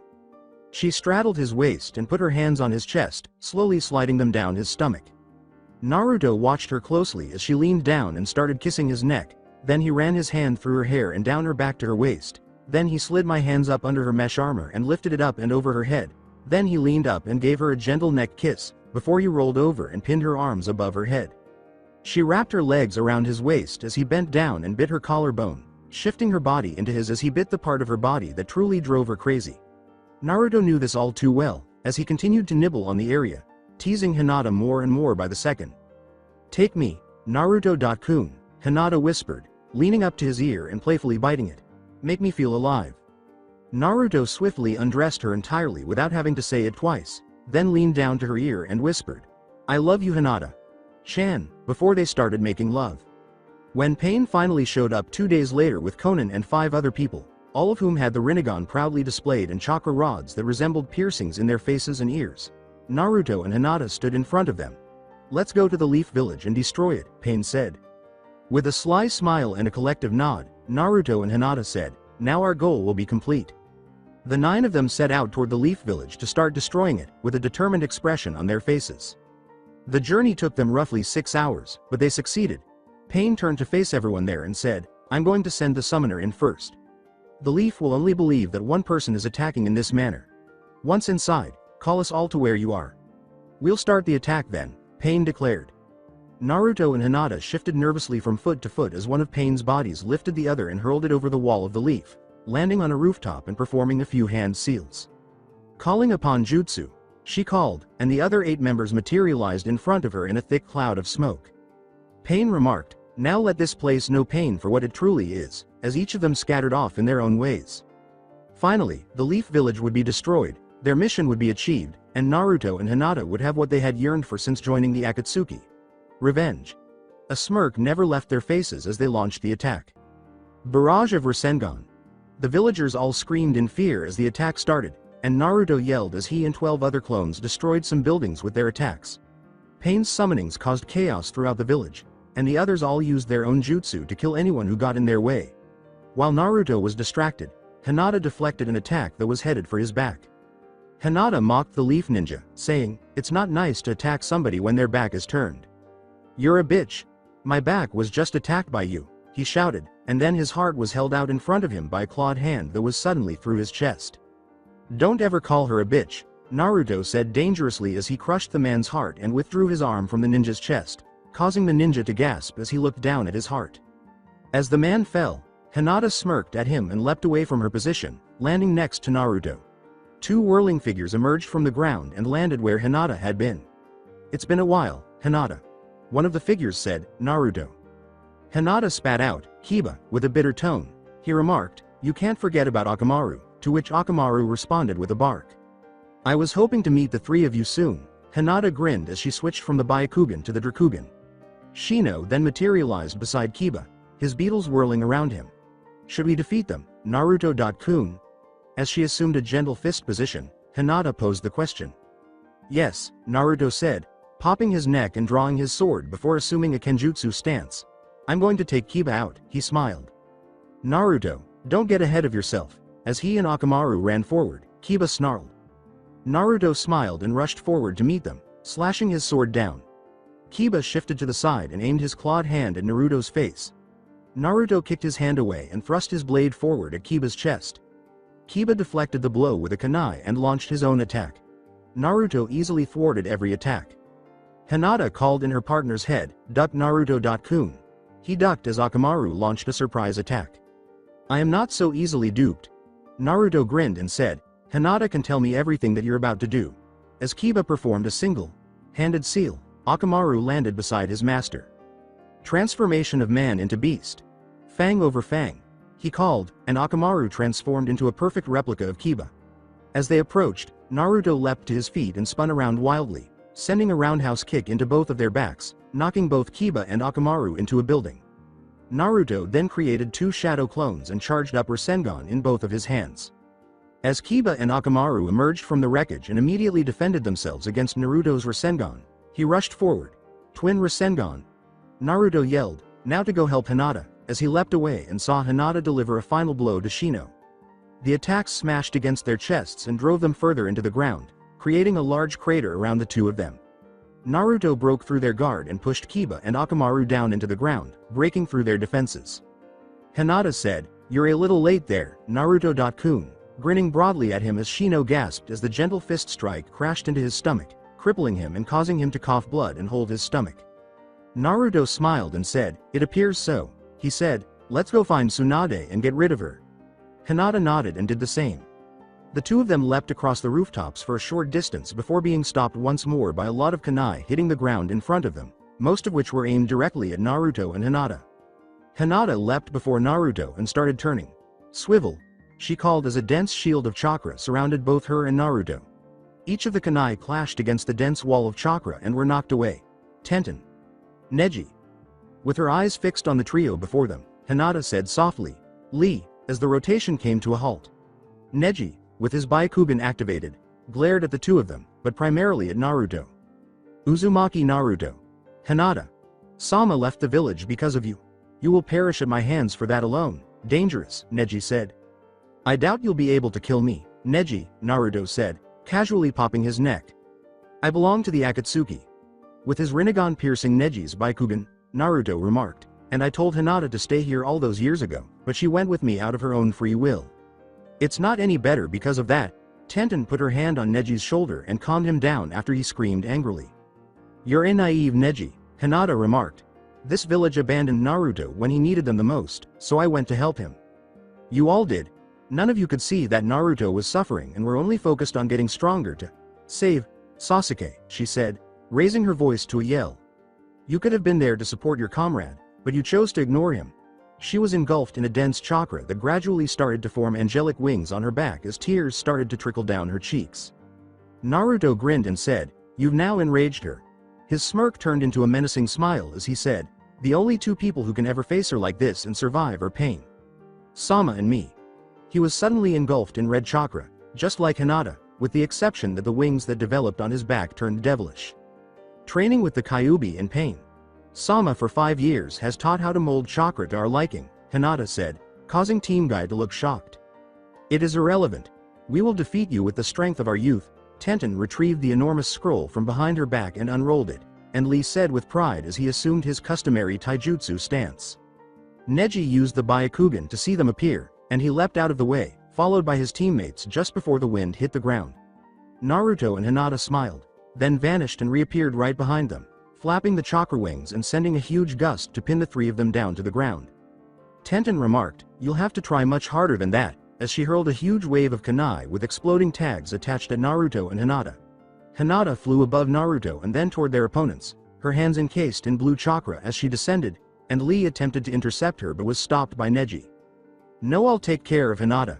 You assist Tenten in defeating Naruto," Neji said to his comrade as he leapt to confront his cousin. "All right." As he hurried to Tenten's aid, Lee exclaimed, "Leave Hurricane." Lee's kick went directly for Naruto's head or back, but Naruto caught it with his chakra while he threw a huge fireball at Tenten. Tenten then caught Lee with a chain, which Lee then used to launch himself back up at Naruto. "Do you not know when to give up?" After moving slightly to the side of Lee's kick and launching his own kick into Lee's jaw, which caused him to cough up blood, Naruto asked. Lee got up and gave Naruto a scowl. "Naruto, we don't want to fight you. We hope you return to the Leaf and join us once more as a comrade." "Hinata and you both." Lee uttered those words. "You really think I want to return to this pitiful village?" Naruto said with an evil smile. "I was ignored by all of you, solely concerned with regaining Sasuke. Although I wanted to bring him back because he was the closest thing I had to a brother, no one ever inquired about my well-being. You guys never saw how hurt I was." Naruto let out a roar. He was correct on all counts, and Lee and Tenten shuddered as they remembered when Sasuke had left and how Naruto had been in excruciating pain and no one had ever tried to help him. Lee looked down in embarrassment, unable to meet his opponent's gaze. "There is no justification for our past behavior, and we most likely deserve what you have in store for us," Lee said softly. "Naruto, I'm sorry. However, that does not imply that we will passively watch as you devastate our village as well." Lee ran forward after removing the bandages from his arms and exclaimed, "The fourth gate of pain open." Lee shouted as he suddenly accelerated tenfold. "I've always wanted to fight you in this state, bushy brow," Naruto said calmly as three tails materialized behind him and the chakra encircled him like a fox. He turned and caught Lee's kick just inches before it smashed into his head, then flapped his wings at Tenten, sending a blast of wind at her. Tenten launched an explosive kunai at Naruto after leaping away from the wind blast. "Tenten, help Neji, Please. This is the only place you will obstruct this battle. Lee remarked as he unlocked the following 2 gates. Tenten nodded before running to where Neji and Hinata were fighting at close range using the gentle fist. Hinata. Sama. Put an end to this carelessness. The hidden leaf cannot be destroyed by you. With his Byakugan staring down into her cousin's eyes, Neji ducked a palm strike and sent his own up towards Hinata's gut, but Hinata kicked his hand away and sent him flying back into Tenten, who caught him before he could get any farther. Neji. Did you know that you can advance the evolution of your Byakugan? With her Drakugan activated and the starburst swirling a little, Hinata asked. Her eyes caused Neji's eyes to widen. What is that? Stunned, he asked. The Drakugan. My mother used to tell me a story about it, but I thought it was just a myth, Hinata said. According to her, there was a hero in our clan long ago who was the sage of the 6 paths and who had acquired a new power from his Byakugan. They called it the Drakugan. It has a far greater field of vision than the Byakugan. I can even tell what kind of jutsu you're going to employ, be it elemental ninjutsu or genjutsu. As she quickly created a large set of hand seals, she stated, the best thing about the Drakugan is that it can copy any Kekkei Genkei I've ever seen, and then I can use it however I like. I'll even incorporate it into my current jutsu. Swift fashion. Mild barrage. She didn't kill Tenten, but she was barely able to react as Hinata suddenly appeared behind Neji and attacked her. She kicked the back of Tenten's knees and then delivered a roundhouse kick to the side of her head, knocking her away into a building and sending it crashing through the opposite side and down into the street below. Hinata turned and caught Neji's hand before it hit her face, saying, there's also no blind spot when I use it. My Drakugan sees everything. Hinata said, Hizuka water style. Water gun, raising her fingers to Neji's stomach as if pointing a gun at him. Tiny water bullets sprang from the tip of her finger and out of Neji's back, and as each blow struck, he screamed in pain. He swung his other hand around to try to cut off Hinata's chakra, but Hinata grabbed that hand as well, stopping her attack. She glared into his skull for a moment before headbutting him. Neji staggered back and attempted to regain himself, but Hinata had already launched another attack. You always claimed that I would always be weak and that fate governed our lives. Neji, do I now appear weak? Neji was kneeling on the ground in front of Hinata, panting, and his mouth was dripping blood when she asked. Hinata. Sama. I apologize for all that has transpired. If you two will just stop fighting, Lady Hokage will allow you to return to the village. Neji made an effort to reason with her. I made up my mind long ago when I left the village with Naruto-kun, Hinata said, lifting up her arm and saying, steel style. Harden. She then delivered a karate chop as hard as steel into Neji's neck, knocking him out cold, before turning and stepping aside to assist Naruto. Lee ducked under Naruto's kick and attempted to punch him in the chest, but Naruto's chakra prevented the fight before it could reach the boy's head. Lee, you're quick. Naruto taunted, but you can still pierce through my chakra, as his wings flapped a few times, entangling Lee in a whirlwind that caused tiny cuts to appear on his body as the wind grew faster. Naruto, you won't beat me that easily, with confidence, Lee said as he emerged from the whirlwind and charged Naruto. Lee leapt to his feet and kicked Naruto in the head, but Naruto scooted back before the kick could reach him, and he felt a tiny bit of blood trickle down his chin where Lee's foot had grazed him. It's been a long time since I've seen my own blood, Naruto remarked, growling menacingly. Well done. But now you've really irritated me. Naruto smirked at Lee and started to form a Rasengan in each hand, turning the two from blue to red as the chakra around him started to merge with it. Remember this? He raised the Rasengan above his head and asked. Yes. When you first left the village and we attempted to bring you back, you used that jutsu on me. I know how to beat it, too. With confidence, Lee said. Really? Smirking, Naruto said, how about if I include this as well? Rasengan's crimson-red color abruptly turned almost black. Tailed Beast Rasengan. Naruto roared as he caught Lee with one of his tails and threw him down to the ground, whereupon he coughed up blood. Lee jumped away from the attack and looked back to see what it would do at the building he was just standing on, and the floor surrounding it had just exploded. Lee's eyes widened at the force of the attack, and he turned back around just in time to move to the side of the other Rasengan that Naruto still held in his hand. Naruto roared as he flew downward and slammed the other Rasengan into Lee's back. The sound of the explosion after Naruto's attack drowned out Lee's yell, which reverberated throughout the village. Naruto leapt to the ground as the smoke cleared, drawing his chakra back into his body, and he walked over to push Lee, who had one eye closed and was panting heavily, over on his back with his foot. Naruto calmly remarked, I'm surprised you actually survived that, and Hinata materialized beside him. Naruto. Hinata. Lee muttered, Please stop this. There are a lot of people here who don't deserve this. They all deserve this, Hinata said coolly, because they threw Naruto out like trash, and there was no one to assist him, only me. Farewell, Naruto said as he and Hinata leapt out of the crater left by Naruto's attack, both of them looking up as a big dog with 5 heads came out of a building, destroying it completely. Naruto glanced at Hinata, gave her a small smile, and then turned back to Lee. One of pain. Sama's summonings, highlighted Hinata. I never liked that one. As they passed it, Naruto remarked, I could never defeat it. They came upon a group of Chunin who were attacking the dog and confronted them. Naruto drew his blade and slashed downward at one of the Chunin, almost severing the man's neck. Hinata rushed forward and killed 2 Chunin with placed gentle fist palms to the heart. Naruto smirked as he ran his clawed hand through another's chest, dragging a short section of his spine with him. The Chunin gasped his last breath away as Naruto pulled his arm from the man's chest, removing the blood. Up against a wall, Hinata grabbed the final Chunin by the throat and said, Where is the scroll that holds Hidan of the Akatsuki's head? She inquired. I'm not sure. I promise. The Chunin uttered those words while attempting to remove Hinata's hands. Hinata whispered, You're lying, and tightened his grip on his throat. Allow me, Hinata. Chan, Naruto said, placing his hand on the Chunin's head. Naruto then proceeded to extract the man's soul from his body and read his most recent memories. He pulled a small practical joke on his former teacher, asking his girlfriend to marry him at last and witnessing his girlfriend's murder in front of him. Naruto broke the connection to his soul and shattered it before it could return to the man's body. He doesn't know anything about it, Naruto remarked. Hinata muttered, Damn it, using a curse. As they jumped off the roof to another building, Naruto assured her, We'll find that annoying bastard eventually. For now, let's go find Sakura and that sword user. When he takes over the world, Tobi, I assume it's now Madara, told me he wants those swords for his army. I found them, Hinata said, nodding and looking around the village for Sakura and Takumi. They're fighting Konan. Sama now, she said. This way. She leapt from a roof toward Konan, leading the charge, and they reached the battleground in a matter of minutes. While holding Takumi by the throat, Konan used her paper style to restrain Sakura.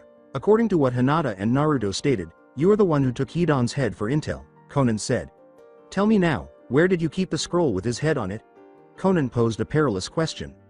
Not telling you, bitch, Takumi sneered, spatting in her face. You'll have to kill me.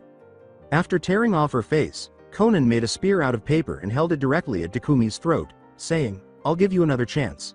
Where is the head of Hidan? I see that threatening your life doesn't mean much, Takumi said, giving Konan a fierce look. So what if I murder her? Sakura let out a loud scream as the paper surrounding her suddenly tightened, prompting Konan to ask. Takumi, don't tell her, she let out a painful scream. Sakura. Chan.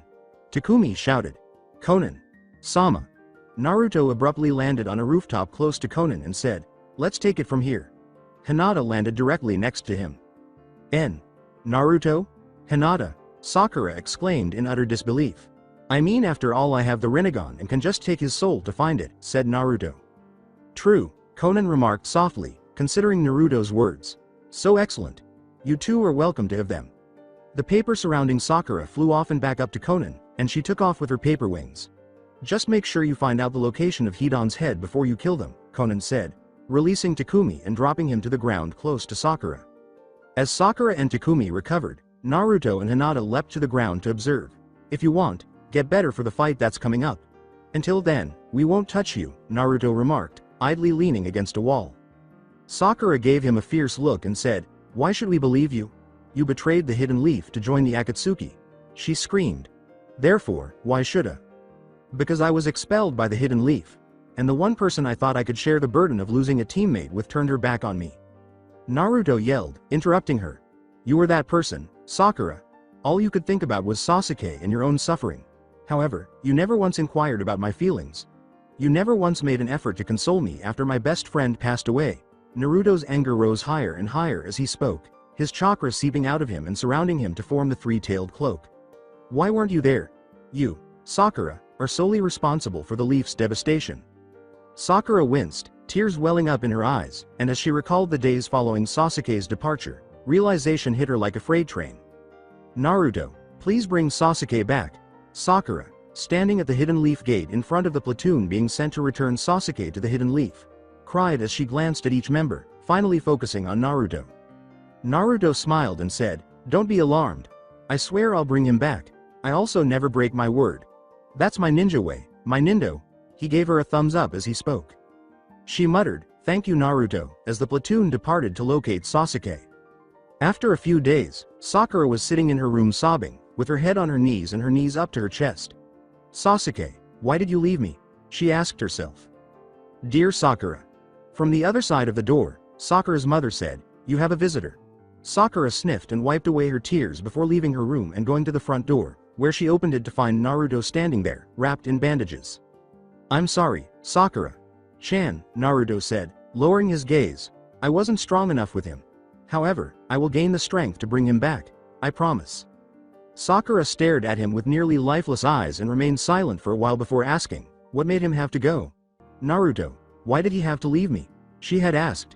She grabbed Naruto and gave him a tight hug as she started crying once more.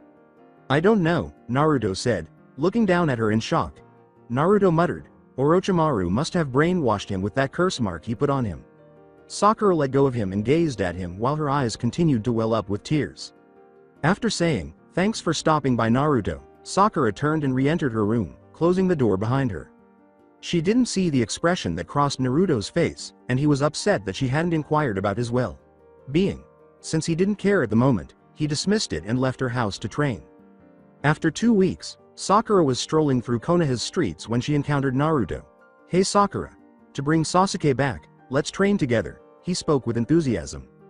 "No thanks Naruto," Sakura said, shaking her head as she glanced at him. "I'm meeting Ino later, so I can't."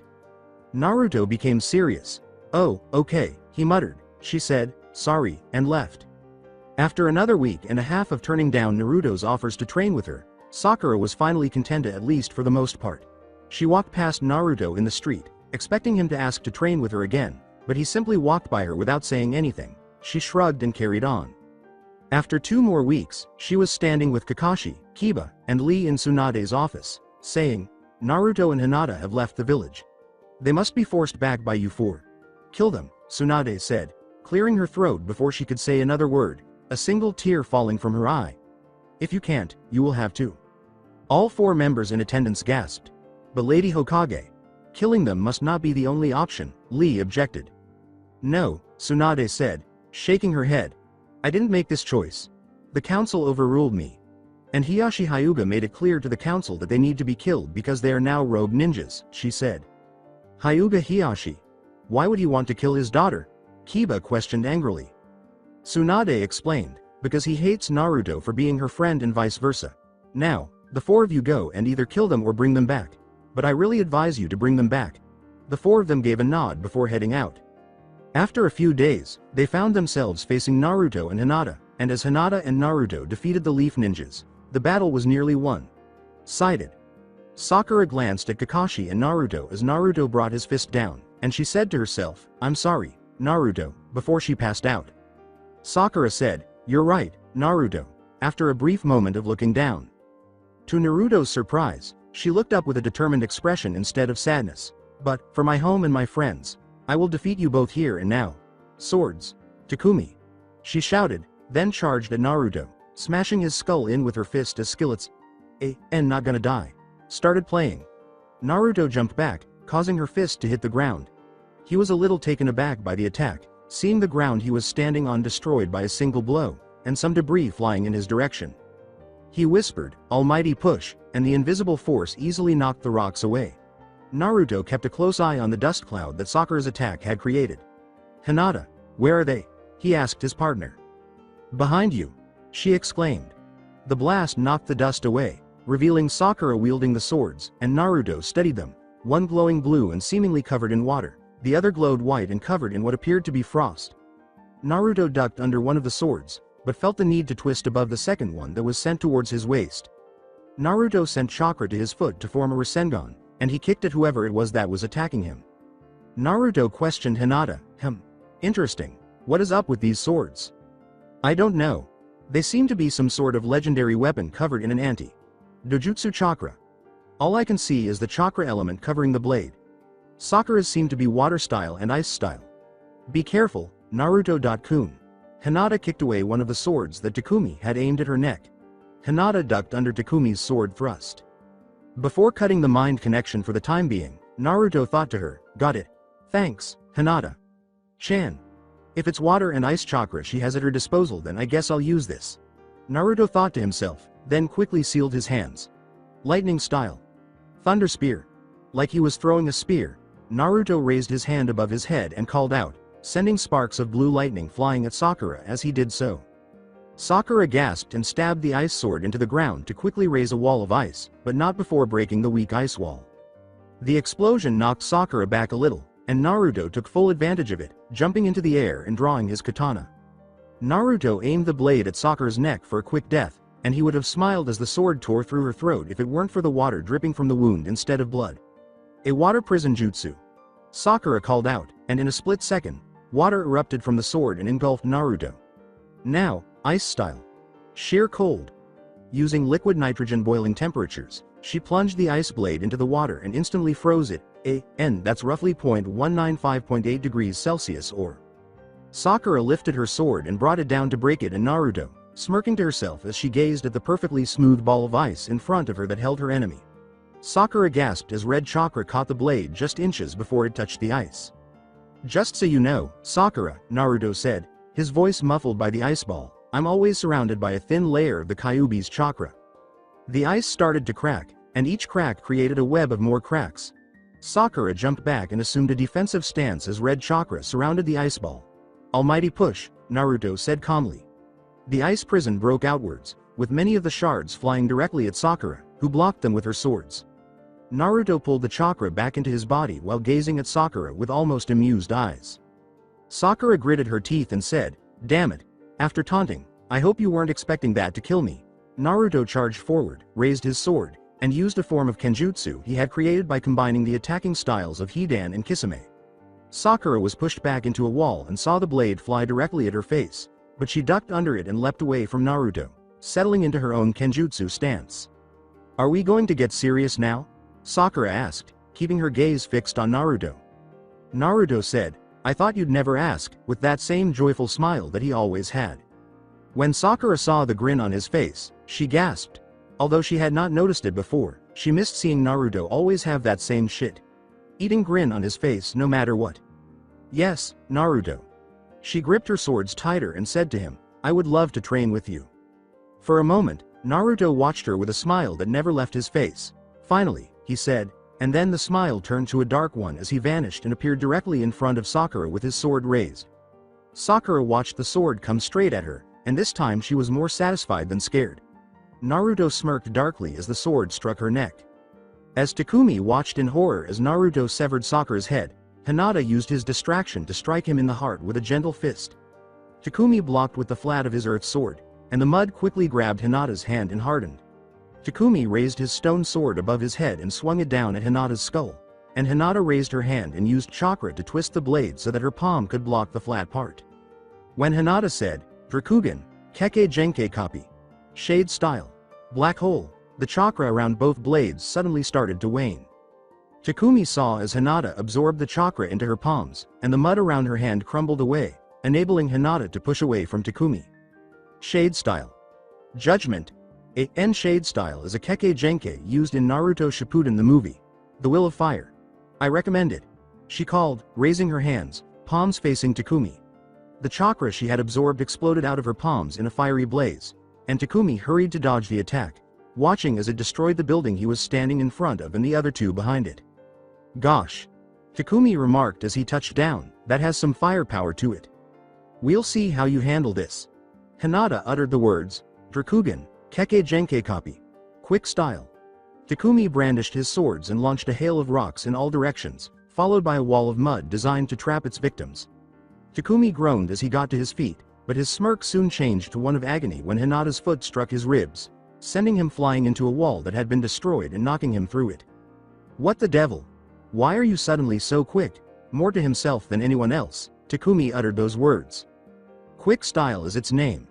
Hinata used the jutsu to jump around Takumi in a small circle, and although Takumi was able to catch a glimpse of her a few times, she was mostly a blur. "A very useful Kekkei Genkei that I was able to copy a few years ago," Hinata said, her voice spreading around Takumi. "So, that's the way it will be, isn't it? As he raised her swords and drove them into the ground, Takumi muttered, "Rock, mud collaboration jutsu. Fissure." When Hinata's foot became stuck in the mud and started pulling her down into the shadowy hole, she realized that the ground around him was turning to mud and breaking apart as he called. "It won't be that easy, I'm afraid," she said, using the quick style to leap to a building far from the enormous fissure that extended to the battle between Sakura and Naruto. Thanks to Takumi, Sakura hopped onto a rock that was unaffected, while Naruto jumped away from the crack. "Gosh. That's strong." Naruto smiled and turned back to Sakura, who was holding her swords in a cross in front of her. "Madara. Sama will be ecstatic when he has those weapons at his disposal," he said. "Ice prison jutsu in ice style," she screamed, and water shot out from where the blades were crossed at lightning speed. Naruto barely managed to dodge it before it hit the ground where he was standing, and it froze as soon as it did. Before he could marvel at the attack, another one was thrown at his head, so he ducked under the water blast and charged at Sakura. "Sakura, do you know what?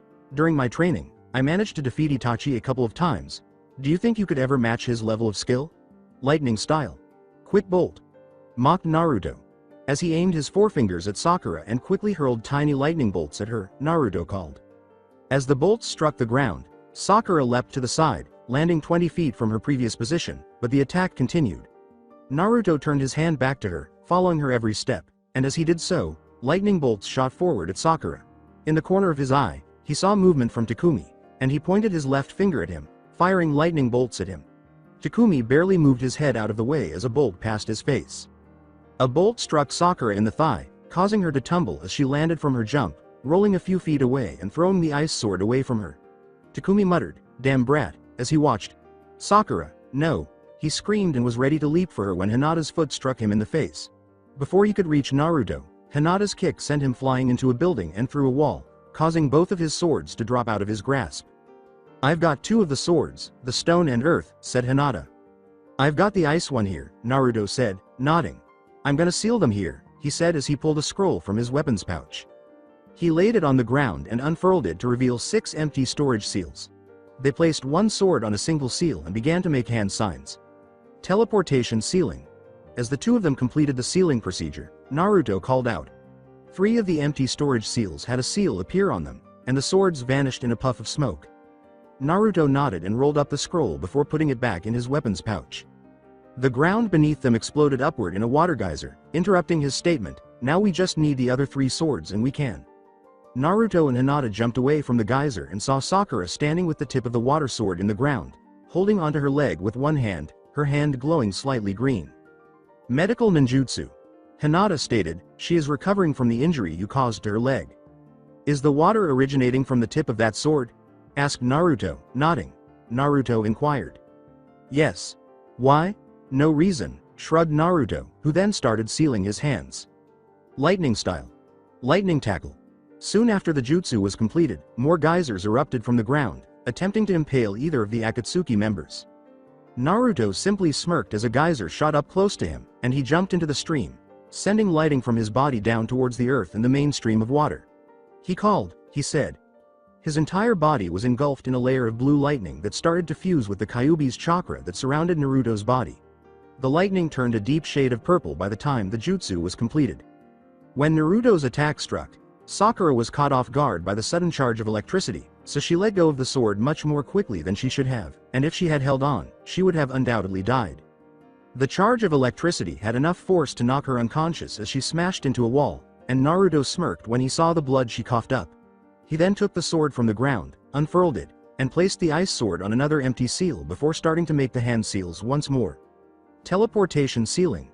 When he called, the sword vanished in a cloud of smoke. After saying, 4 down, 2 to go, Naruto rolled the scroll back up and said, "But before that."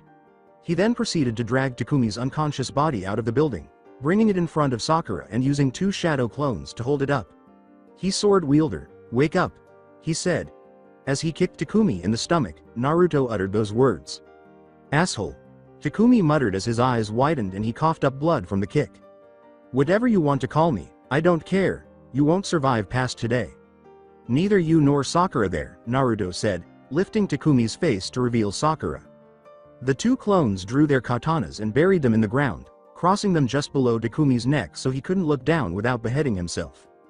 Enjoy the show. Naruto taunted as he approached Sakura, and after making a few hand gestures, the earth around her rose and pinned her to the wall, pulling her arms away from her body and holding her legs down. And imagine a crucifixion, except pinned to a wall. Naruto made sure the earth only covered her wrists, forearm, neck, thighs, and ankles to allow for a blade while also preventing her from escaping. Sakura, wake up, Naruto said, giving her a gentle face slap. Oh, I forgot, he added. Sakura gasped back to consciousness and started flailing immediately after Naruto made a few hand gestures, drew moisture from the air, and splashed her in the face. She won't wake from something as small as that after getting hit like she did. You jerk, let me go, Sakura screamed as she fought the restraints. No, Naruto said plainly, you're going to see a very painful form of torture that was once thought to be barbarous. The test of 1,000 blades is the name given to it. Do you know what it is? Naruto asked, not expecting an answer. No, to put it plainly, I will cut your body 1,000 times with my sword. Throughout the entire explanation, Naruto's dark grin remained fixed on his face. Or, if you can survive those 1,000 cuts, then I'll let you go and you can watch Takumi face the same thing. We'll let you go if you can show us where you're getting Hidan's head. I believe it's fairly easy. Hinata. Chan, what are your thoughts? Naruto questioned his companion. She smiled at him and said, Naruto-kun, that's a great idea. I had the same thought. So, what are your thoughts? Takumi was asked by Naruto. I will not tell you. He glared at Naruto and said, neither of us will. Sakura screamed as the final slash escaped, and Naruto swiftly made 5 more cuts on the opposite side of her face, bringing the total to 10. Suit yourself, he said, shrugging. Only 990 left to go, Naruto smirked. Naruto began to slice her arms, making small cuts from her palms all the way up her arm, then did the same thing to the other arm. Sakura screamed in agony every time, but would always regain a determined look in her eyes which she shot directly at Naruto. Naruto scoffed at her. Well, how about it? To be honest, I don't know what your name is. However, I suppose you have to introduce yourself before you can ask someone's name. Naruto squatted down in front of Takumi and said, my name is Naruto Uzumaki. Why are you interested in my name? In any case, I'm going to die soon, right? Takumi spit out. Only if you refuse to assist me. What is it, then? Naruto repeated his question. Takumi.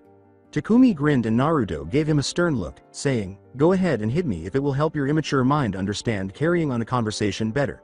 I also want you. Sakura screamed loudly as the blade pierced her flesh, and Takumi attempted to rush at Naruto, but the clones held him in place. Naruto grinned and said, sorry, but it's not your turn yet, before getting to his feet and running the tip of his katana halfway across Sakura's chest and then into her leg. You're a bitch, son, Takumi shouted. I know how to really hurt you, Naruto grinned. Naruto put the offer on the table, so to speak, saying, maybe you should tell me where Hidan's head is and I'll stop this torture on Sakura. Takumi, don't listen to him. Do not speak to him. Before Takumi could respond, Sakura shouted. Naruto cut Sakura's cheek once more, creating a symmetrical mark on the opposite side. Shut up, he said. Cease. Let me tell you, Takumi said, keeping his gaze fixed on the floor. No, Takumi. Sakura begged. Don't worry, Takumi. Naruto said, tell me where Hidan's head is sealed. Your fucking ass is where Hidan of the Akatsuki's head is. Takumi smirked and yelled. Naruto lifted his sword to strike Takumi, but he turned it on Sakura and poured red chakra into it instead. Naruto said, Crimson Barrage, and launched a lightning fast attack on Sakura, slicing every exposed part of her body. After the attack was complete and Sakura had stopped screaming, he turned to Hinata and asked, how many cuts is that? He inquired. Hinata calmly said, 804, and Naruto nodded before turning to Sakura, whose head was hung low, her whole body covered in blood, her breathing was raspy, and her vision kept going out of focus. It was amazing she was still alive. There are just 196 left, Takumi. Would you really like to see things continue as they are? Or could you tell me the location of Hidan's head? And I'll make sure she dies in the next attack before you think of another clever response. Naruto pointed to Sakura and said, so pick your words carefully or they will be the last words she hears. Takumi gazed at Sakura helplessly, feeling defeated because he had lost 4 of his swords that he had worked so hard to obtain, was being held down by 2 clones, and had to watch his girlfriend be tortured by one of her former teammates.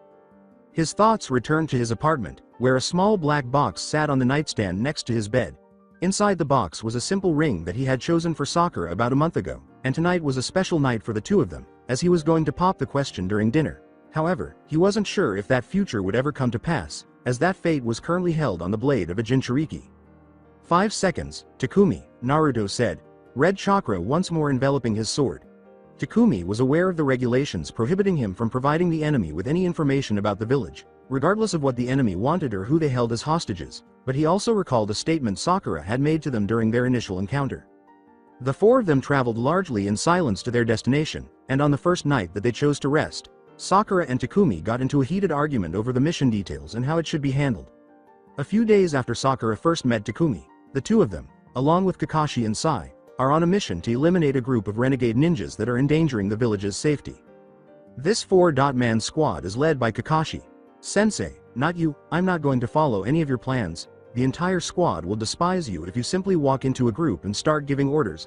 Sakura screamed at him as they stood arguing, inches from each other. I'm not here to give people commands. I'm just offering suggestions, and my advice should be pleaded for, as I am an ex-Enbu who personally guarded Lady Hokage.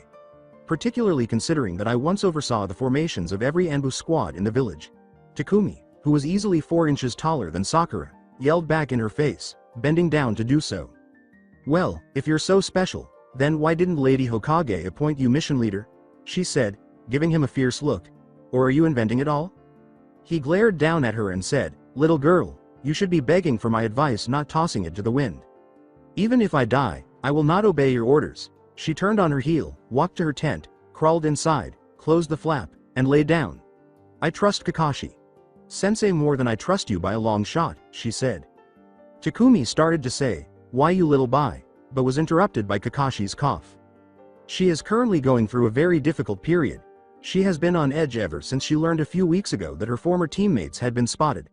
Thus, she is not solely responsible for everything, Kakashi stated. Old teammates? Do you mean Naruto Uzumaki and Sasuke Uchiha? Takumi inquired. Exactly, Kakashi said, nodding. Naruto joined the Akatsuki, while Sasuke went to train with Orochimaru. When Sasuke left the village, Sakura felt more divided than ever before. The only other shoulder she had to rely on was Naruto. However, he quickly left the village and joined the Akatsuki after she unknowingly shoved him away. When she learned, that broke her heart. Over the past few years, she has been looking for anything related to either of them, and whenever she discovers something, that's how she gets it, Kakashi said, gesturing to her tent. So don't be too hard on her. Takumi briefly glanced at Sakura's tent before settling down on his blankets by the fire. If you'd like a book on the feelings of a woman, I have one of 2 in my bag, Sai replied. No thanks, Takumi said with a small laugh. He answered, women are too difficult to understand, and I don't think a book is really going to help that much, before he closed his eyes and fell asleep. As they arrived at their destination, the following few days passed rather quickly. This is Sakura. I'm at point A. Kakashi. Sensei, I'm waiting for orders, Sakura said into her headset. Sai. Point B is where I am. All set to go, Sai declared. According to Takumi at point C ready to begin the assault. All right. Now, Takumi makes a big crack in their camp. Kakashi shouted into the microphone. Fissure. Rock, mud collaboration jutsu. Takumi yelled, stabbing his swords into the ground. Instantly the ground erupted away from him and split the camp in half, the large fissure swallowing a couple of the rogues. Takumi sheathed the stone sword and drew the fire sword. Fire, earth collaboration jutsu. Pit of lava. Lava poured out from the end of the blades as Tatsumi stabbed the air in the crack, filling the entire space a quarter of the way. Your turn, Sakura, says Kakashi. Clash of cherry blossoms. A huge rock slide was created when Sakura screamed and punched the ground of the mountainside she was standing on. It's your turn now, Sai.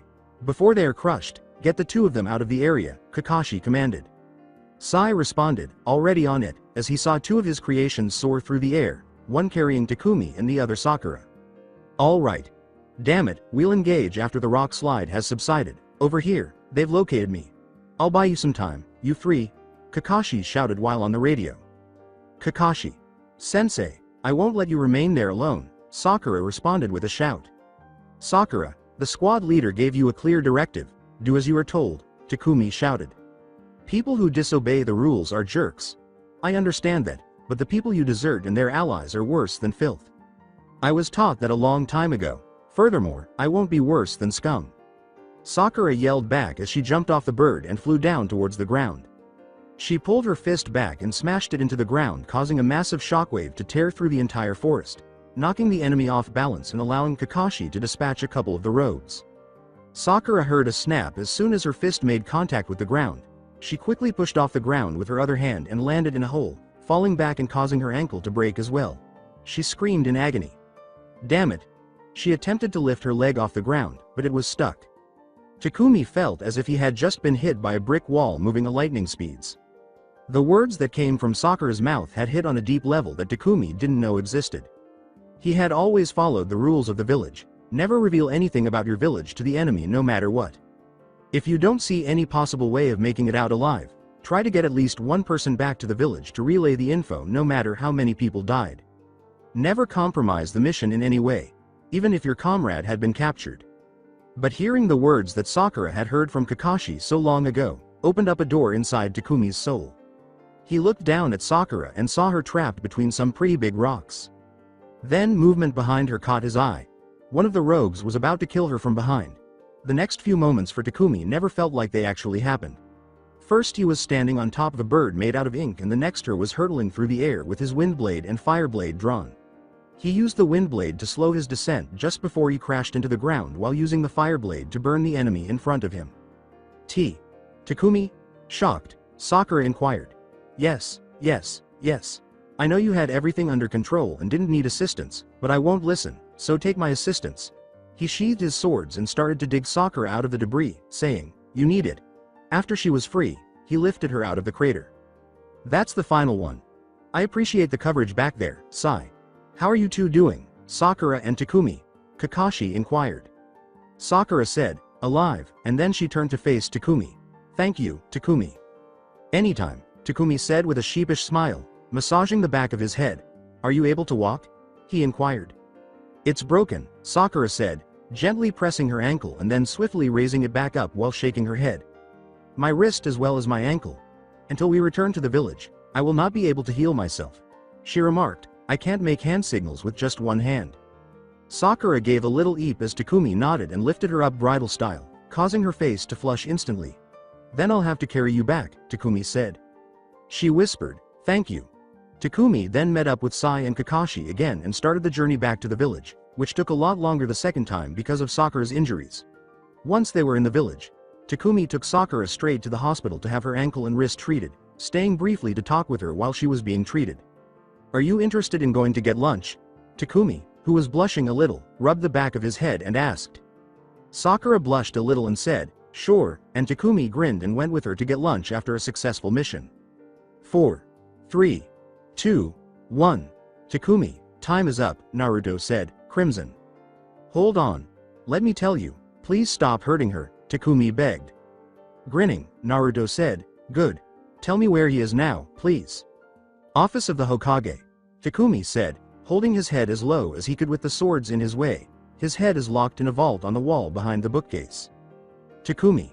You told him, but why? Sakura tried to scream, but she was too exhausted. Takumi grinned up at her and said, because I love you too much to see you killed in front of me. I'd rather be scum than be worse than scum. Takumi's words struck a deep chord with Sakura and Naruto, and Sakura grinned down at him, whispering, Baka, and grinning faintly. The words, however, infuriated Naruto, who could not bear to hear them in this moment, when they meant so much to him so long ago.